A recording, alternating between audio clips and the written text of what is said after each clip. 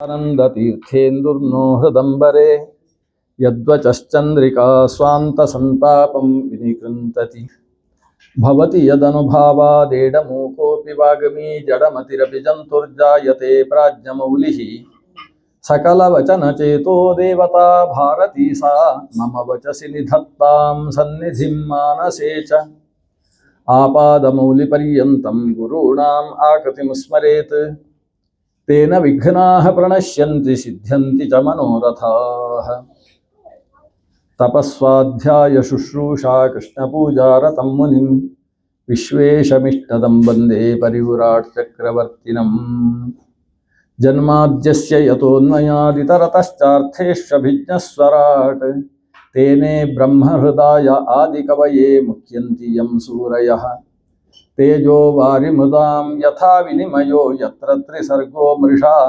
धाम्ना स्वेन सदा निरस्तकुहकं सत्यं परं धीमहि यं प्रव्रजन्तमनुपेतमपेतकृत्यं द्वैपायनो विरहकातर आजुहाव पुत्रेति तन्मयतया तरवोऽपि नेदुः तं सर्वभूतहृदयं मुनिमानतोऽस्मि नारायणं नमस्कृत्य नरं चैव नरोत्तमं देवीं सरस्वतीं व्यासं ततो जयमुदीरयेत् सृष्टिस्थित्यप्ययेहा नियतिदृशितमो बन्धमोक्षाश्च यस्मात् अस्य श्रीब्रह्मरुद्रप्रभृतिसुरनरद्विषशत्रुआत्मकस्य विष्णोर्व्यस्ताः समस्ताः सकलगुणनिधिः सर्वदोषव्यपेतः पूर्णानन्दो व्ययो यो गुरुरपि परमश्चिन्तयेतं महान्तम् श्रीगुरुभ्यो नमः हरिः ಓಂ. ಬೆಲ್ಲ ಇದ್ದಲ್ಲಿಗೆ ಇರುವೆಗಳು ಬರ್ತಾರೆ. ಇರುವೆ ಅನ್ನುವುದಕ್ಕೆ ನಾನು ಇದ್ದೇನೆ ಅಂತ ಹೇಳುವುದು ಒಂದು ಅರ್ಥ. ನಾನಿಲ್ಲಿ ಇರುವೆ. ದಾರೆ ಬೇಂದ್ರೆಯವರು ಓ ಚೆಲುವೆ ನಾನಿರುವೆ ಅಂತೇನೋ ಬರೀತಾರೆ. ಇರುವೆ ಅಂದರೆ ಇದ್ದೇನೆ ಅಂತ ಅರ್ಥ. ಯಾರಲ್ಲಿ ಸತ್ವ ಇದೆ, ಇರುವಿಕೆ ಅನ್ನುವುದಿದೆ, ಅಂಥವರು ಭಾಗವತದಂತಹ ಮಧು, ಮಧು ಅಂದರೆ ಬೆಲ್ಲ ಅಂತಲೇ ಅರ್ಥ. ಜೇನು ಬೆಲ್ಲ ಇದಕ್ಕೆಲ್ಲ ಮಧು ಅಂತ ಹೆಸರು. ಭಾಗವತದಂತಹ ಮಧುವಿನ ಕಡೆಗೆ ಆಕರ್ಷಿತರಾಗಲೇಬೇಕು. ಯಾರಿಗೆ ಭಾಗವತದಂತಹ ಜ್ಞಾನ ಮಧುವಿನ ಕಡೆಗೆ ಆಕರ್ಷಣೆ ಇಲ್ಲವೋ ಸವೈ ಗೋ ಖರ. ಖರ ಅಂದರೆ ಕತ್ತೆ ಅಂತ ಅರ್ಥ, ಗೋ ಅಂದರೆ ಎತ್ತು ಅಂತ ಅರ್ಥ. ಹಸು ಅಂತ ಅದಕ್ಕೆ ಮರ್ಯಾದೆ ತೆಗಿಬಾರ್ದು. ಎತ್ತು ಕತ್ತೆಗಳ ಹಾಗೆ ಅಂತ ಯಾರಿಗೆ ಈ ಭಾಗವತದಂತಹ ಮಧುವಿನ ಕಡೆಗೆ ಆಸಕ್ತಿ ಇಲ್ಲವೋ ಅಂಥವರ ಬಗ್ಗೆ ವೇದವ್ಯಾಸರೇ ಇಷ್ಟು ಬೇಸರಿಸಿದ ಮಾತುಗಳನ್ನು ಹೇಳಿದ್ದಾರೆ.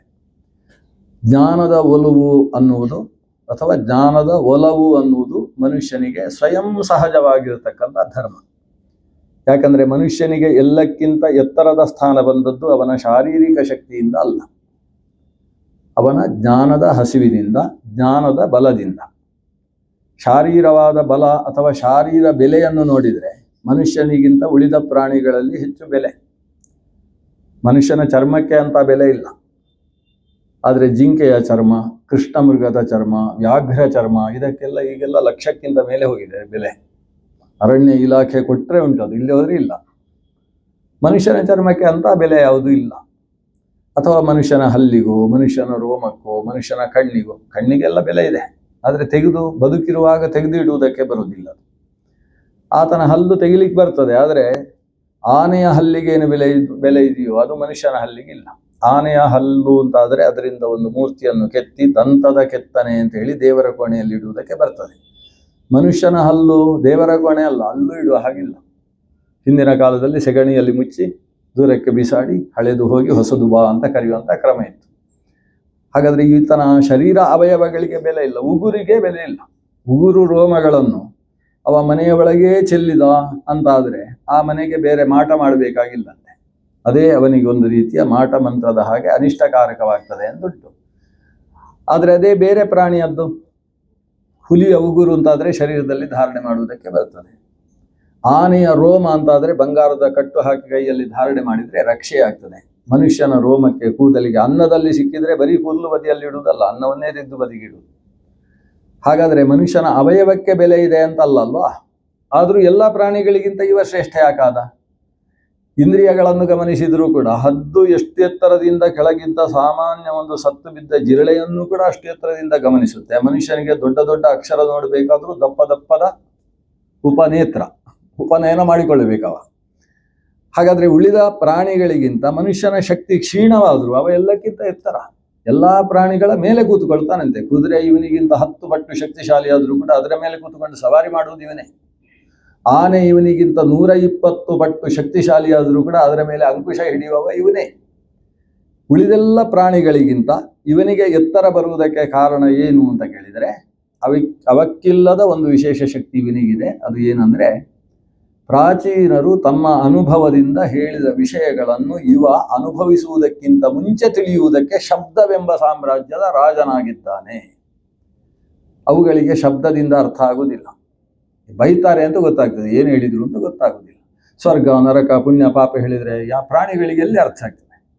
ಮನುಷ್ಯ ಕಾಣುವ ಪದಾರ್ಥಗಳಿಂದ ಕಾಣದೇ ಇದ್ದ ವಿಷಯಗಳನ್ನು ತಾನು ಊಹಿಸಿ ತಿಳಿಯುವುದು ಮಾತ್ರ ಅಲ್ಲ, ತಿಳಿದದ್ದನ್ನು ತನ್ನ ಪೀಳಿಗೆಗೆ ಶಬ್ದವೆಂಬಂತಹ ಜ್ಯೋತಿಷ್ಯನ ಮೂಲಕವಾಗಿ ಅದನ್ನು ಸಂಕ್ರಮಣಗೊಳಿಸ್ತಾನೆ. ಜ್ಞಾನದ ಸಂಕ್ರಮಣ ಅನ್ನುವುದು ಮನುಷ್ಯ ಅನ್ನುವ ವ್ಯಕ್ತಿತ್ವದಲ್ಲಿ ಇರತಕ್ಕಂಥ ಒಂದು ವಿಶೇಷ ಶಕ್ತಿ. ಆದ್ರಿಂದಲೇ ಮನುಷ್ಯ ಅಂತ ಅವನಿಗೆ ಹೆಸರು. ಮನು ಅನ್ನುವ ಶಬ್ದಕ್ಕೆ ಅವಬೋಧ ಅಂತ ಅರ್ಥ. ಮನು ಅಂದರೆ ಜ್ಞಾನ. ಮನುಷ್ಯ ಅನ್ನೋ ಶಬ್ದ ಅವಬೋಧೆಯಿಂದ ಕೂಡಿದವ. ಹಿಂದಿನ ಋಷಿಗಳೆಲ್ಲ ಕಂಡುಹಿಡಿದ ಜ್ಞಾನವನ್ನು ಅಷ್ಟು ಸುಲಭವಾಗಿ ಗುರುಮುಖದಿಂದ ಅನುಭವಿಸಿ ಅದರ ಮೇಲೆ ನಿಂತು ಹೊಸದನ್ನು ಕಾಣುವುದಕ್ಕೆ ಮನುಷ್ಯನಿಗೆ ಅವಕಾಶ ಇದೆ. ನಿರಂತರವಾಗಿ ಜ್ಞಾನದ ವೃದ್ಧಿಯನ್ನು ಪಡೆಯುವುದಕ್ಕೆ ಮನುಷ್ಯನಿಗೆ ಅವಕಾಶ ಇದೆ. ಆ ನಿಟ್ಟಿನಿಂದ ಪ್ರಾಚೀನ ಮಹರ್ಷಿಗಳು ಕೊಟ್ಟಂತಹ ಜ್ಞಾನದ ಸವಿಯನ್ನು ಅಥವಾ ಜ್ಞಾನದ ಬೆಲ್ಲವನ್ನು ಅವರು ಅನುಭವಿಸ್ತಾ ಇರಬೇಕಂತೆ. ಅದನ್ನು ರಸನೇಂದ್ರಿಯದಿಂದ ಅಲ್ಲ, ಶ್ರವಣೇಂದ್ರಿಯದಿಂದ ಅನುಭವಿಸಬೇಕು. ಆದರೆ ವಸ್ತುತಃ ಅಂತಹ ರಸ ಅದು ಎತ್ತರದಲ್ಲಿ ಉಂಟು. ವೇದದಲ್ಲಿ ಇರುವಂತಹ ರಸ, ವೇದದಲ್ಲಿರುವ ರಸವನ್ನು ನಮಗೆ ಅಷ್ಟು ಎತ್ತರದ ಮರಕ್ಕೆ ಹತ್ತಿ ವೇದ ಅನ್ನುವ ವೃಕ್ಷ, ವೇದ ಮಹಾವೃಕ್ಷ, ಮಹಾವೇದಮಯೋ ವೃಕ್ಷ ಅಂತ. ವೇದವೆಂಬುದು ದೊಡ್ಡ ವೃಕ್ಷ. ಆ ವೃಕ್ಷಕ್ಕೆ ಮೊದಲು 4 ಕೊಂಬೆಗಳಂತೆ. ಅದನ್ನೇ ಋಗ್ಯಜುಸ್ಸಾಮಾಥರ್ವ ಅಂತ ಕರೀತಾರೆ. ಆ 4 ಕೊಂಬೆಗಳಲ್ಲಿ ಸಿಕ್ಕಾಪಟ್ಟೆ ಉಪಶಾಖೆಗಳು, ಮೈನ್ ಬ್ರಾಂಚ್ ಅಂತಿದ್ದು. ಇದು ಆಮೇಲೆ ಬೇರೆ ಬೇರೆ ಅದರ ಉಪಶಾಖೆಗಳಿದ್ದಾರೆ. ಆ ಉಪಶಾಖೆಗಳಲ್ಲಿ ಒಂದು ದೊಡ್ಡ ಶಾಖೆಯಲ್ಲಿ ನೋಡಿದರೆ 24 ಉಪಶಾಖೆ ಉಂಟಂತೆ. ಅದು ಋಗ್ವೇದಕ್ಕೆ 24 ಉಪಶಾಖೆಗಳು, ಶಾಕಲ ಭಾಷ್ಕಲ ಮೊದಲಾದಂತಹ ಶಾಖೆಗಳು. ಇನ್ನು 2ನೇ ಕೊಂಬೆ ಅದು ಬಹಳ ದೊಡ್ಡದು, ಅದರಲ್ಲಿ 101 ಉಪಶಾಖೆ. 101 ಯಾವುದು ಅಂತ ಹೇಳಿದರೆ ಯಜುರ್ವೇದದ್ದು. ಅದರಲ್ಲೂ ಕೆಲವು ಶಾಖೆಗಳು ಬೆಳ್ಳಗೆ, ಕೆಲವು ಶಾಖೆಗಳು ಕಪ್ಪಗೆ. ಅದ್ಭುತ ವೃಕ್ಷ ಅದು. ನೀವೊಂದು ಚಿತ್ರ ಬರೆದು ಆ ಟಿವಿಯಲ್ಲಿ ನೋಡಿದರೆ ಮಾತ್ರ ಗೊತ್ತಾಗುತ್ತೆ. ಆ ಗೆಲ್ಲಿನಲ್ಲಿ ಆ ಬೆಳ್ಳಗಿರ್ತಕ್ಕಂಥ ಗೆಲ್ಲುಗಳು ಇರುವುದು 14.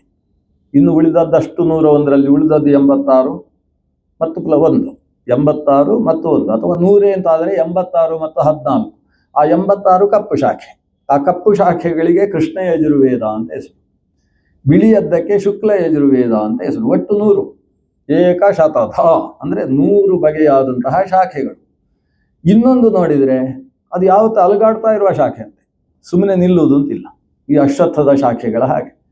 ಮಧ್ಯ ಖಗ್ರಾಸ ಚಂದ್ರಗ್ರಹಣ ಸೂರ್ಯಗ್ರಹಣ ಆಗುವ ಹೊತ್ತಿಗೆ ಸರಿಯಾಗಿ ಗಾಳಿ ಬೀಸುವುದಿಲ್ಲ, ಅದು ಪ್ರಕೃತಿಯ ಸ್ಥಿತಿ. ಆ ಸ್ಥಿತಿಯಲ್ಲೂ ಅಲುಗಾಡುವ ಏಕೈಕ ವೃಕ್ಷ ಅಂತ ಹೇಳಿದ್ರೆ ಅಶ್ವತ್ಥ. ಅದು ಏನೂ ಅಲುಗಾಡಿಸದೆ ಹೋದರೂ ಅದರ ಎಲೆಯಲ್ಲಿ ಒಂದು ಬಾಲ ಇರ್ತದೆ, ಅದನ್ನಾದರೂ ಅಲುಗಾಡಿಸಿಕೊಂಡು ಪಟಪಟಾಯಮಾನವಾಗಿರ್ತದೆ ಅಂತ. ಅದಕ್ಕೆ ಅಶ್ವತ್ಥ ಅಂತ ಹೆಸರು. ಅಶ್ವವತ್ತಿಷ್ಠತಿ, ಕುದುರೆಯ ಹಾಗೆ ಚಂಚಲವಾಗಿ ಬಾಲವನ್ನಾದರೂ ಅಲುಗಾಡಿಸ್ತಾ ಇರ್ತದಲ್ವ ಕುದುರೆ ನಿದ್ದೆ ಮಾಡುವಾಗಲೂ. ಹಾಗೆ ಇರುವಂಥ ವೃಕ್ಷ ಅದು. ಆ ರೀತಿಯಲ್ಲಿ ನಿರಂತರ ಚಂಚಲವಾದ ಕೊಂಬೆ ಅಂತೆ. ಆ ಕೊಂಬೆಯಲ್ಲಿ ಎಷ್ಟು ಉಪಕೊಂಬೆಗಳು ಅಂದರೆ 1000 ಅಂತೆ. ನಾವು ಲೆಕ್ಕ ಮಾಡಲಿಲ್ಲ, ಸರಿಯಾಗಿ ನೋಡಿದರೆ 1000 ಅಂತ ಅನಿಸುತ್ತೆ. ಸಹಸ್ರವರ್ತ್ಮ ಸಾಮವೇದ, 1000 ಕೊಂಬೆಗಳು. ಸಾಮವೇದದಲ್ಲಿ ಅಷ್ಟು ಗಾನ ಪದ್ಧತಿಗಳು, ಸಂಗೀತ ಪದ್ಧತಿಗಳು, ಅದರಿಂದ ಕೂಡಿರತಕ್ಕಂತಹ 3ನೆಯ ಕೊಂಬೆ. 4ನೆಯ ಕೊಂಬೆ ಸ್ವಲ್ಪ ಚಿಕ್ಕದು, ಅದರಲ್ಲಿ ಬರೀ 12 ಉಪಶಾಖೆ ಇರತಕ್ಕಂಥದ್ದು. ದ್ವಾದಶಧ ಅದು ಯಾವುದು? ಅಥರ್ವ ಮತ್ತು ಆಂಗಿರಸ ಅನ್ನುವ ಮಹರ್ಷಿಗಳು ಕಂಡಂತಹ ಅಥರ್ವಾಂಗಿರಸ ಶಾಖೆ ಅಂತ ಕರೆಸಿಕೊಳ್ಳುವ ಅಥರ್ವ ವೇದ. ಈ ರೀತಿ 4 ವೇದಗಳೆಂಬ ಒಂದು ಮಹಾವೃಕ್ಷ ಇದೆ. ಈ 4 ವೇದಗಳೆಂಬ ವೃಕ್ಷ ಅಂದರೆ 4 ಶಾಖೆಗಳು, ಆ ಶಾಖೆಯ ಉಪಶಾಖೆ, ಆ ಎಲ್ಲ ಶಾಖೆಗಳ ಸಾರ ಸರ್ವಸ್ವ ಪ್ರಧಾನ ಕಾಂಡದಲ್ಲಿ ಉಂಟಂತೆ. 4 ಚತುರ್ವೇದಮಯವಾದಂತಹ ಪ್ರಧಾನ ಕಾಂಡ. ಈ ವಿಶೇಷ ಏನು ಈ ವೃಕ್ಷದ್ದು ಅಂದರೆ ಆ ಕಾಂಡದಲ್ಲೂ ಹಣ್ಣಾಗ್ತದೆ. ನಮ್ಮಲ್ಲೆಲ್ಲ ಕಾಂಡದಲ್ಲಿ ಹಣ್ಣಾಗುವುದಿಲ್ಲ. ಮಾವಿನ ಮರದಲ್ಲಿ ಏನಾಗ್ತದೆ, ಉಪಶಾಖೆ, ಉಪಶಾಖೆಯಿಂದ ಉಪೋಪಶಾಖೆ, ಅಲ್ಲಿ ಹೋಗಿ ಒಂದು ಗೆಲ್ಲು ಬಂದು ಆಮೇಲೆ ಮೆಲ್ಲ ಮಾವಿನ ಹಣ್ಣು ಜಾರುವುದಲ್ವಾ. ಆದರೆ ಅತ್ತಿಯ ಮರದಲ್ಲಿ ಹಾಗಲ್ಲ. ಅತ್ತಿಯ ಮರದಲ್ಲಿ ಅದರ ಕಾಂಡದಲ್ಲೂ ಹಣ್ಣೇ ಆಗೋದು. ಆ ರೀತಿಯಲ್ಲಿ ಇದರ ಪ್ರಧಾನ ಕಾಂಡದಲ್ಲಿ ಹಣ್ಣುಂಟಂತೆ. ಆದರೆ ಪ್ರಧಾನ ಕಾಂಡದ ಹಣ್ಣು ನೆಲದಲ್ಲಿದ್ದವರಿಗೆ ಸಿಗುವುದಿಲ್ಲ. ಆ ಕಾಂಡವು ಅಷ್ಟೇ ಎತ್ತರ. ಯಾಕಂದರೆ 4,000 ಉಪಶಾಖೆಗಳ ಶಾಖೆ ಅನ್ನೋದು ಬಿಡಬೇಕಾದ್ರೆ ಅದು ಎಷ್ಟು ಎತ್ತರ ಇರಬೇಕು. ಅಷ್ಟಷ್ಟು ಎತ್ತರದ ಕಾಂಡದಲ್ಲಿರುವ ಹಣ್ಣು, ಒಂದೊಂದು ಶಾಖೆಯಲ್ಲಿರ್ತಕ್ಕಂಥ ಹಣ್ಣು ಅದಷ್ಟು ರುಚಿಯಾಗಿಲ್ಲ. ಯಾಕಂದರೆ ನೀವು ಋಗ್ವೇದ ಶಾಖೆಯಲ್ಲಿ ನೋಡುವ ಹಣ್ಣು ನೋಡಿದರೆ ಅದು ಬರೀ ಸ್ತೋತ್ರ ಪಾರಾಯಣ ಮಾಡುವುದಕ್ಕೆ ಇರತಕ್ಕಂಥ ಹಣ್ಣು, ಅದರ ರುಚಿ ಮಾತ್ರ. ಅರ್ಚನಾತ್ ಋಕ್, ದೇವರನ್ನು ಸ್ತೋತ್ರ ಮಾಡುವಂಥದ್ದಕ್ಕೆ ಋಗ್ವೇದ ಅಂತ ಹೆಸರು. ಇನ್ನೊಂದು ಶಾಖೆಯಲ್ಲಿ 100 ಉಪಶಾಖೆಯುಳ್ಳ ಶಾಖೆಯಲ್ಲಿರುವ ಹಣ್ಣು ಅದೇನಿದ್ರು ಅಗ್ನೇಯ ಸ್ವಾಹ, ಸೂರ್ಯಾಯ ಸ್ವಾಹ ಇದರಲ್ಲಿರುವುದು. ಯಜುಹು ಅಂದರೆ ಯಜ್ಞಕ್ಕೆ ಸಂಬಂಧಪಟ್ಟದ್ದು. ಅದರಲ್ಲಿ ಯಜ್ಞದ ಫಲ ಉಂಟೆ ಹೊರತು ಉಳಿದ ಸ್ತೋತ್ರ ಮಂತ್ರಗಳ ಫಲ ಅದರಲ್ಲಿಲ್ಲ. ಈ ಕಡೆ ಸಾಮಕ್ಕೆ ಹೋದರೆ ಅಲ್ಲಿ ಒಳ್ಳೆಯ ಸಂಗೀತ ಕೇಳಿದ ಫಲ ಉಂಟು, ಅದು ಒಂದು ರುಚಿಯೇ. ಅದರಲ್ಲೂ ಸಂಗೀತ ಶ್ರವಣದಲ್ಲೂ ವಿಶೇಷ ರುಚಿ ಇದೆ. ಆದರೆ ಅದು ಮಾತ್ರ ಸಿಗ್ತದೆ. ಸಂಗೀತ ಆದಮೇಲೆ ಒಂದು ಕುಡಿಯುವುದಕ್ಕೋ ತಿನ್ನುವುದಕ್ಕೋ ಕೊಡುವುದಿಲ್ಲ. ಸಂಗೀತ ಆದಮೇಲೆ ಟಿಕೆಟ್ ಆಯಿತು ಹೊರಡಿ ಅಂತ ಹೇಳುವುದು, ಅದರಲ್ಲಿ ಮತ್ತೊಂದಿಲ್ಲ. ಇನ್ನೊಂದರಲ್ಲಿ ಅಥರ್ವದಲ್ಲಿ ತೊಂದರೆಯನ್ನು ಪರಿಹಾರ ಮಾಡಿಕೊಳ್ಳಿಕ್ಕೆ ಆಗ್ತದೆ, ಹೊಸದೇನು ಸಿಗುವುದಿಲ್ಲ. ಯಾರಾದರೂ ಕಿರಿಕಿರಿ ಮಾಡಿದ್ರು ಅಥವಾ 2 ಹರದಾರಿಯಷ್ಟು ದೂರ ನಡ್ಕೊಂಡು ಬಂದು ಕಾಲು ಸುಸ್ತಾಗಿದೆ ಭಾಗವತ ಕೇಳುವಾಗ ಒಂದು ಅಥರ್ವ ವೇದ ಮಂತ್ರ ಜಪಿಸಿದರೆ ಕಾಲು ನೋವು ಹೋಗ್ತದೆ. ಇಷ್ಟೇ. ಅಥರ್ವ ವೇದದಲ್ಲಿ ಮಾಟ ಮಂತ್ರಗಳನ್ನು ದೂರ ನಿವೃತ್ತಿ ಮಾಡಲಿಕ್ಕೆ ಅಥವಾ ಏನಾದರೂ ಸಮಸ್ಯೆ ಆದರೆ ಪರಿಹಾರ ಮಾಡಿಕೊಳ್ಳುವುದಕ್ಕೆ ಬೇಕಾದ ಫಲ ಅದರಲ್ಲಿದೆ ಹೊರತು ಅದರಲ್ಲಿ ಉಳಿದ 3ರ ಫಲ ಸಿಗುವುದಿಲ್ಲ. ಆದರೆ ವಿಶೇಷ ಏನು ಅಂತ ಹೇಳಿದರೆ ಈ ಕಾಂಡದಲ್ಲಿ ಆದಂಥ ಫಲ ಉಂಟಲ್ಲ, ಅದರಲ್ಲಿ 4ರ ಫಲ ಉಂಟಂತೆ. ಯಾಕಂದರೆ ಅದರಿಂದಲೇ 4 ಹೊರಗೆ ಹೋಗುದು. ಆ ಕಾಂಡದ ಏನು ಫಲ ಇದೆ ಅದು ಚತುರ್ವೇದಾತ್ಮಕ ಫಲವನ್ನು ಕೊಡ್ತಕ್ಕಂಥದ್ದು. ಆದರೆ ಆ ಫಲವನ್ನು ನಾವು ತಗೊಳ್ಳಿಕ್ಕೆ ಅಂದರೆ ಹತ್ತುವುದಕ್ಕೆ ಬರುವುದಿಲ್ಲ. ಯಾಕಂದರೆ ಅಷ್ಟು ಎತ್ತರದ ಕಾಂಡದಲ್ಲಿ ಒಂದೇ ಒಂದು ಶಾಖೆ ಇಲ್ಲ. ನಮಗೆ ತೆಂಗಿನ ಮರ ಹತ್ತಲಿಕ್ಕೆ ಆಗುವುದಿಲ್ಲ, ಮಾವಿನ ಮರ ಹತ್ತೇವೆ. ತೆಂಗಿನ ಮರದಲ್ಲಿ ಶಾಖೆ ಇಲ್ಲ, ಅದರಿಂದ ಹತ್ತುವುದಕ್ಕಾಗುವುದಿಲ್ಲ. ಈಗ ಶಾಖೆ ಇಲ್ಲದೆ ಇರತಕ್ಕಂಥ ಮರದ ಹಣ್ಣು ಏನು ಮಾಡಬೇಕು, ನಾವು ಹೇಗೆ ತಿನ್ನಬೇಕು? ಅದಕ್ಕೆ ನಮ್ಮ ವೇದವ್ಯಾಸರ ಹತ್ರ ಒಂದು ದೊಡ್ಡ ಕೋಲಿತ್ತು, ಕಳೆ ಅಂತ ಕರಿತೇವೆ ನಾವು, ಹಣ್ಣನ್ನು ಬೀಳಿಸುವುದಕ್ಕೆ ಇರತಕ್ಕಂಥದ್ದು. ಅದರಲ್ಲಿ ಒಂದು ಹಣ್ಣು ಬೀಳಿಸಿದ್ರಂತೆ. ನಿಗಮ ಕಲ್ಪತರೋರ್ಗಲಿತಂ ಫಲಂ ಶುಕಮುಖಾತ್ ಅಮೃತದ್ರವ ಸಂಯುತಂ. ನಿಗಮಗಳು ಅಂತ ಹೇಳಿದರೆ ಚತುರ್ವೇದಾತ್ಮಕವಾದ ಮಹಾವೃಕ್ಷ. ಆ ಮಹಾವೃಕ್ಷದಿಂದ ಗಲಿತಂ ಫಲಂ. ಗಲಿತ ಅಂದರೆ ಬಿದ್ದ ಅಂತಲ್ಲ, ಅದು ನಿಜಂತವಾದ ಶಬ್ದ. ಗಲಿತ ಅಂದರೆ ಬೀಳಿಸಿದ ಫಲ. ಇದು ಬಿದ್ದ ಫಲ ನಿಜವಾಗಿ ಒಳ್ಳೆಯದು ಅಲ್ವಾ? ಬಿದ್ದ ಫಲ ರುಚಿಯಾಗಿರ್ತದೆ, ಬೀಳಿಸಿದ ಫಲ ಸ್ವಲ್ಪ ಅಷ್ಟು ರುಚಿಯಾಗಿರುವುದಿಲ್ಲ. ಆದರೆ ಈಗಿನವರು ಬಿದ್ದ ಫಲ ತಿನ್ನುವ ಕ್ರಮವೇ ಇಲ್ಲ. ಬೀಳಿಸಿದರೆ ಮಾತ್ರ ಅವರಿಗೆ ರುಚಿಯಾಗುವುದು. ಯಾಕಂದರೆ ಬೀಳುವುದು ಯಾವಾಗ? ಬೀಳುವುದು ಅಂತ ಹೇಳಿದರೆ ಅಲ್ಲಿ ಯಾವುದಾದ್ರೂ ಹಕ್ಕಿ ತಿಂದು ಅದನ್ನು ಸ್ವಲ್ಪ ಗಲೀಜು ಮಾಡಿದ ಮೇಲೆ ಅದು ಬೀಳುವುದು, ಸುಮ್ಮನೆ ಬೀಳುವುದೇ ಇಲ್ಲ. ಅಂತಹ ಅಮೃತ ಫಲ ಅಲ್ಲಿಂದ ಬೀಳಬೇಕು ಅಂತಾದರೆ ಯಾರಾದರೂ ಬೀಳಿಸಬೇಕು. ಈ ಮನುಷ್ಯನಿಗೋಸ್ಕರ ಬೀಳಿಸಿದ್ದಂತೆ ವೇದವ್ಯಾಸರು. ಅಂತಹ ವೇದಗಳ ಫಲವೆನಿಸಿದಂತಹ ಈ ಭಾಗವತವನ್ನು ಬೀಳಿಸಿದ್ದಾರೆ. ಆದರೆ ಬೀಳಿಸುವಾಗ ಒಂದು ವಿಶೇಷ ಏನು ಅಂತ ಹೇಳಿದರೆ, ಒಂದು ಗಿಳಿ ಬಂತಂತೆ. ಗಿಳಿ ಬಂದು ಅಷ್ಟು ಹಣ್ಣು ಅಲ್ಲಿ ಬಿದ್ದಿದ್ರೆ, ಬೇರೆ ಬೇರೆ ಹಣ್ಣು ಯಾವುದು, ಮತ್ಸ್ಯಪುರಾಣ, ಕೂರ್ಮಪುರಾಣ, ಭತ್ರಯಂ ಭದ್ವಯಂ ಭತ್ರಯಂ ಚೈವ ಮದ್ವಯಂ ಭತ್ರಯಂ ಚೈವ ಭದ್ವಯಂ ವಚತುಷ್ಟಯಂ ಅನಾಪಲಿಂಗ ಕೂಸ್ಕಾನಿ ಪುರಾಣಾನಿ ಪ್ರಚಕ್ಷತೆ ಅಂತ 18 ಪುರಾಣ ಹೇಳಿದ್ದಲ್ಲ. ಮದ್ವಯಂ ಅಂತೇಳಿ ಮಕಾರದಿಂದ 2 ಪುರಾಣ, ಅಷ್ಟು ಹೆಸರು ಇದೆ ಭಾಗವತದಲ್ಲಿ. ಎಲ್ಲ ಮದ್ವಯಂ ಅಂದರೆ ಯಾವುದು? ಮತ್ಸ್ಯಪುರಾಣ, ಮಾರ್ಕಂಡೇಯ ಪುರಾಣ, 2 ಪುರಾಣಗಳಾಯಿತು. ಭ್ರತ್ರಯಂ ಬ್ರಹ್ಮಾಂಡ ಪುರಾಣ, ಬ್ರಹ್ಮಪುರಾಣ, ಬ್ರಹ್ಮವೈವರ್ತ ಪುರಾಣ. ವಚತುಷ್ಟಯಂ ವಾಮನ ಪುರಾಣ, ವಾಯುಪುರಾಣ, ವಿಷ್ಣು ಪುರಾಣ, ವಾರಾಹ ಪುರಾಣ. ವಕಾರದಿಂದ 4 ಆಯಿತು. ಆಮೇಲೆ ಅನಾಪಲಿಂಗ ಕೂಸ್ಕಾಣಿ, ಅಂದರೆ ಅಗ್ನಿ ಪುರಾಣ, ನಾರದ ಪುರಾಣ, ಪದ್ಮಪುರಾಣ, ಲಿಂಗ ಪುರಾಣ, ಅನಾಪಲಿಂಗ ಅಂದರೆ ಗರುಡ ಪುರಾಣ, ಕೂರ್ಮ ಪುರಾಣ, ಸ್ಕಾಂದ ಪುರಾಣ. ಅಲ್ಲಿಗೆ 18 ಪುರಾಣ ಆಯಿತು. ಇಷ್ಟು 18 ಹಣ್ಣು ಬೀಳಿಸಿದ್ದಾರೆ. 18 ಹಣ್ಣಿನ ಜೊತೆಗೆ ಇನ್ನೊಂದು ದೊಡ್ಡ ಫಲ. ಆ ದೊಡ್ಡ ಹಣ್ಣು ಅಂದರೆ ಅದು ಹಲಸಿನ ಹಣ್ಣು. ಅದನ್ನು ಮುಟ್ಟಬೇಕಾದ್ರೆ ಕೈಗೆಲ್ಲ ಎಣ್ಣೆ ಹಾಕ್ಕೊಂಡು ಬರಬೇಕು. ಅದಕ್ಕೆ ಮಹಾಭಾರತ ಫಲ ಅಂತ ಹೆಸರು. ಮಹಾಭಾರವುಳ್ಳ ಫಲ ಅಂತ ಅದಕ್ಕೆ. ಮಹಾಭಾರತ ಫಲವನ್ನು ಒಂದು ಬೀಳಿಸಿದ್ದಾರೆ. ಇಷ್ಟೆಲ್ಲ ವೇದದಿಂದ ಬೀಳಿಸಿದ ಫಲದಲ್ಲಿ ಈ ಒಂದು ಗಿಳಿ ಬಂತು. ಗಿಳಿ ಇಷ್ಟು ಹಣ್ಣು ನೋಡಿತು. ಹಣ್ಣು ನೋಡಿ ಒಂದು ಹಣ್ಣಿಗೆ ಹೋಗಿ ಕೊಕ್ಕ ಹಾಕಿತು. ಯಾವುದನ್ನು ಗಿಳಿ ಮುಟ್ಟುತ್ತೋ ಅದು ಅತ್ಯಂತ ರುಚಿಯಾದ ಹಣ್ಣು ಅಂತ. ನಮಗೆಲ್ಲ ಹಾಗಲ್ಲ, ತಿಂದು ನೋಡಿದ ಮೇಲೆ ಇದು ರುಚಿ ಇದು ಗೊತ್ತಾಗುತ್ತೆ. ಅದಕ್ಕೆ ಅದು ಹಾಗಲ್ಲ, ಮೊದಲೇ ಅದನ್ನು ಅವಲೋಕನೆ ಮಾಡಿ ಒಂದು ಹಣ್ಣಿಗೆ ಬಾಯಿ ಹಾಕಿತು. ಶುಕ ಮುಖಾತ್ ಅಮೃತ ದ್ರವ ಸಂಯುತಂ. ಶುಕ ಅಂದ್ರೆ ಗಿಳಿ. ಗಿಳಿಯ ಮುಖದ ಸ್ಪರ್ಶದ ಕಾರಣದಿಂದ, ಅದು ಮುಟ್ಟಿದ ಕಾರಣದಿಂದಲೇ ಇದು ಅಮೃತ ದ್ರವ, ಸಾಮಾನ್ಯ ಅಲ್ಲ, ಇದು ಅಮೃತ ದ್ರವ ಸಂಯುತವಾಗಿದೆ. ದ್ರವ ಅಂತ ಹೇಳಿದ್ರೆ ಏನು? ಅದರಲ್ಲಿರ್ತಕ್ಕಂಥ ಸಾರ, ರಸ, ಎಸೆನ್ಸ್ ಅಂತ ಕರೀತಲ್ವ, ಆ ಅಮೃತ ದ್ರವದಿಂದ ಕೂಡಿರ್ತಕ್ಕಂಥದ್ದು. ಅದು ಬರೀ ಯುತ ಅಲ್ಲ, ಸಂಯುತ, ಚೆನ್ನಾಗಿ ತುಂಬಿದೆ. ಅಂದರೆ ಗೊರಟು ಇಲ್ಲ. ಕೆಲವುದರಲ್ಲಿ ಅದರ ದ್ರವಕ್ಕಿಂತ ಜಾಸ್ತಿ ಇರುವುದು ಗೊರಟೆ. ಇದು ಹಾಗಲ್ಲ, ಅಮೃತ ದ್ರವ ಸಂಯುತ, ಒಳಗಿನ ತನಕವೂ ಕೂಡ ಅಮೃತ ದ್ರವದಿಂದ ಕೂಡಿರ್ತಕ್ಕಂಥ ಅದ್ಭುತವಾದಂತಹದ್ದು ಯಾವುದು? ಶ್ರೀಮದ್ಭಾಗವತೆ ಮಹಾಮುನಿ ಕೃತೆ ಕಿಂವಾ ಪರೈರೀಶ್ವರ ಸದ್ಯೋ ಹೃದಯವರುಧ್ಯತೆ ಪ್ರಕೃತಿಭಿ ಶುಶ್ರೂಷುಭಿಸ್ತತ್ಕ್ಷಣಾತ್. ಅಂಥದ್ದು ಇಲ್ಲಿ ಶುಕಮುಖಾತ್ ಅಂದರೆ ವೇದಗಳ ಸಾರವೆನಿಸಿದ ಶ್ರೀಮದ್ಭಾಗವತ. ಅದನ್ನು ಶುಕಮುಖ ಅಂತ ಹೇಳಿದ್ರೆ ಶುಕಾಚಾರ್ಯರು ವೇದವ್ಯಾಸರ ಮಗ. ಶುಕಾಚಾರ್ಯರ ಬಾಯಿಯಿಂದ ಬಂದ ಕಾರಣದಿಂದ ಅದರಲ್ಲಿ ಇನ್ನೊಂದಷ್ಟು ಅಮೃತ ರಸ ತುಂಬಿಕೊಂಡಿದೆ. ಅಂತಹ ಭಾಗವತವನ್ನು ವೇದವ್ಯಾಸರು ಕೂಗಿ ಕರೆದು ಹೇಳ್ತಾರೆ ನಮ್ಮನ್ನೆಲ್ಲ, ಹೇ ಭಾವುಕಾಹ, ಓ ನನ್ನ ಭಾವಂದಿರೇ ಅಂತ ಕರೆಯುವುದು. ನಾವೆಲ್ಲ ಅವರಿಗೆ ಸಂಬಂಧ ಆಗ್ಬೇಕಂತೆ. ಹೇ ಭಾವುಕಾಹ, ನೀವೆಲ್ಲ ಪಿಬತ ಭಾಗವತಂ ರಸಮಾಲಯಂ, ಈ ಭಾಗವತವೆಂಬ ರಸ ನಿಮಗೋಸ್ಕರ ಮರದಿಂದ ಬೀಳಿಸಿದ್ದೇನೆ, ಕುಡಿರಿ ಸ್ವಲ್ಪ. ಅದು ನೀವು ಒಬ್ಬರು ಕುಡಿದ್ರೆ ಮತ್ತೊಬ್ಬರಿಗೆ ಕುಡಿಲಿಕ್ಕಿಲ್ಲ ಅಂತ ಆಗುದಿಲ್ಲ. ಕುಡಿದಷ್ಟು ಜಾಸ್ತಿ ಆಗುವ ರಸ. ಈ ರಸವನ್ನೆಲ್ಲ ಕುಡಿರಿ. ಪಿಬತ ಭಾಗವತಂ ರಸಂ ಆಲಯಂ. ಕುಡಿಯುವುದಕ್ಕೆ ನಾವು ಚಿಕ್ಕ ಮಕ್ಕಳಿದ್ದೇವೆ, ಹೇಗೆ ಕುಡಿಯುವುದು? ಅಲ್ಲ ವಯಸ್ಸಾಗಿದೆ, ಹೇಗೆ ಕುಡಿಯುವುದು? ಇಲ್ಲ ಯುವಕರು ಸಿಕ್ಕಾಪಟ್ಟೆ ಸಂಪಾದನೆ ಮಾಡಲಿಕ್ಕೆ ಎಲ್ಲ ಬೇರೆ ಬೇರೆ ದೇಶಗಳಿಗೆ ಹೋಗಬೇಕಾಗಿದೆ, ಹೇಗೆ ಕುಡಿಯುವುದು? ಹೀಗೆ ಯೋಚನೆ ಮಾಡಬೇಡಿ. ಆಲಯಂ, ಯಾವಾಗ ಅವಕಾಶ ಸಿಗ್ತದೆ ಆವಾಗ ಇದನ್ನು ಪಾನ ಮಾಡಿ. ಲಯ ಅಂತ ಹೇಳಿದರೆ ನಿದ್ದೆ ಅಂತ ಅರ್ಥ. ಮೊದಲ ಅರ್ಥದಲ್ಲಿ ಲಯ ಅಂದರೆ ನಮ್ಮಲ್ಲಿ ಲಯ ಚಿಂತನೆ, ಸೃಷ್ಟಿ ಚಿಂತನೆ ಅಂತ ಎರಡುಂಟು. ರಾತ್ರಿ ಮಲಗುವಾಗ ಲಯ. ಚತುರ್ಮುಖ ಬ್ರಹ್ಮನಿಗೂ ಹಾಗೆ 432 ಕೋಟಿ ವರ್ಷ ಆದಮೇಲೆ ಒಂದು ದಿವಸ ರಾತ್ರಿ ಆಗ್ತದೆ. ಆ ರಾತ್ರಿಗೆ ಲಯ ಅಂತಲೇ ಹೆಸರು, ಪ್ರಳಯ ಅಂತ ಹೆಸರು. ಅಂದ್ರೆ ಆ ಲಯಂ, ನಿದ್ದೆ ಬರುವಲ್ಲಿ ತನಕ ಕೇಳ್ಬೇಕಂತೆ ಭಾಗವತ. ಅದರಿಂದ ಉಪನ್ಯಾಸ ಮಾಡುವವರಿಗೂ ಜಾಗೃತಿ ಹೇಳ್ತಾ ಇದ್ದಾರೆ, ನೀವು ಲಯ ಆದ ಮೇಲೆ ಎಲ್ಲ ಉಪನ್ಯಾಸ ಮಾಡಬೇಡಿ, ನಿದ್ದೆ ಬರುವಲ್ಲಿಯ ತನಕ ಕೇಳು ಭಾಗವತ. ಆಮೇಲೆ ಲಯ ಅಂತ ಹೇಳಿದ್ರೆ ಸಾಮಾನ್ಯ ಅರ್ಥದಲ್ಲಿ ಮರಣ ಅಂತ ಅರ್ಥ. ಲಯ ಅಂದರೆ ಮರಣ, ಮರಣ ಪರ್ಯಂತ ಕೇಳಬೇಕು. ನಾವು ಕೆಲವು ಸಲ ಯೋಚನೆ ಮಾಡ್ತೇವೆ ಭಾಗವತ 7 ದಿವಸ ಕೇಳಬೇಕು ಅಂತ. ಯಾಕೆ 7 ದಿವಸ ಕೇಳಬೇಕು? ಯಾಕಂದ್ರೆ ಪರೀಕ್ಷಿತ 7 ದಿವಸ ಕೇಳಿ. ನಿಜವಾಗಿ ಪರೀಕ್ಷಿತ 7 ದಿವಸ ಯಾಕೆ ಕೇಳಿದ? 7ನೇ ದಿವಸಕ್ಕೆ ಹೋಯ್ತು ಒಂದಷ್ಟೇ.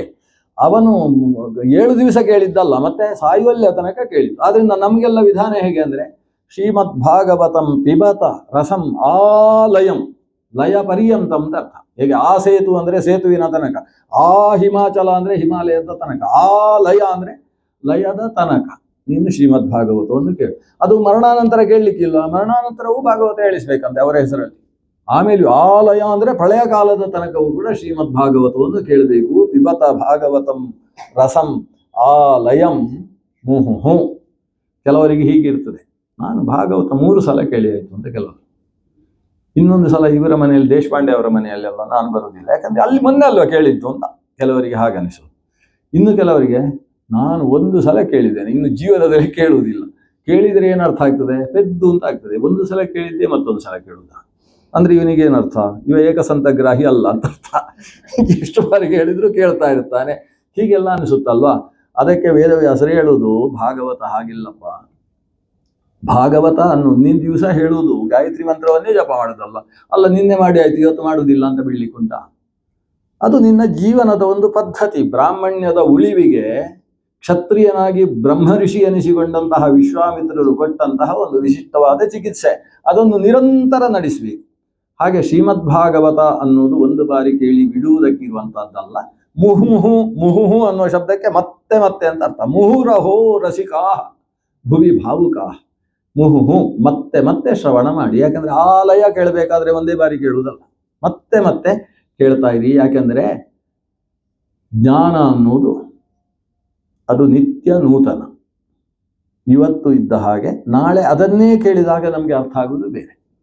ಅಥವಾ ಹೇಳುವವನು ಕೂಡ ಇವತ್ತು ಭಾಗವತ ಹೇಳುವಾಗ ಅವನಿಗೆ ಅರ್ಥ ಆಗಿದ್ದ ವಿಷಯ ಬೇರೆ, ನಾಳೆ ಅದೇ ಶ್ಲೋಕ ಹೇಳುವಾಗ ಅವನಿಗೆ ಅರ್ಥ ಆಗುವ ವಿಷಯ ಬೇರೆ.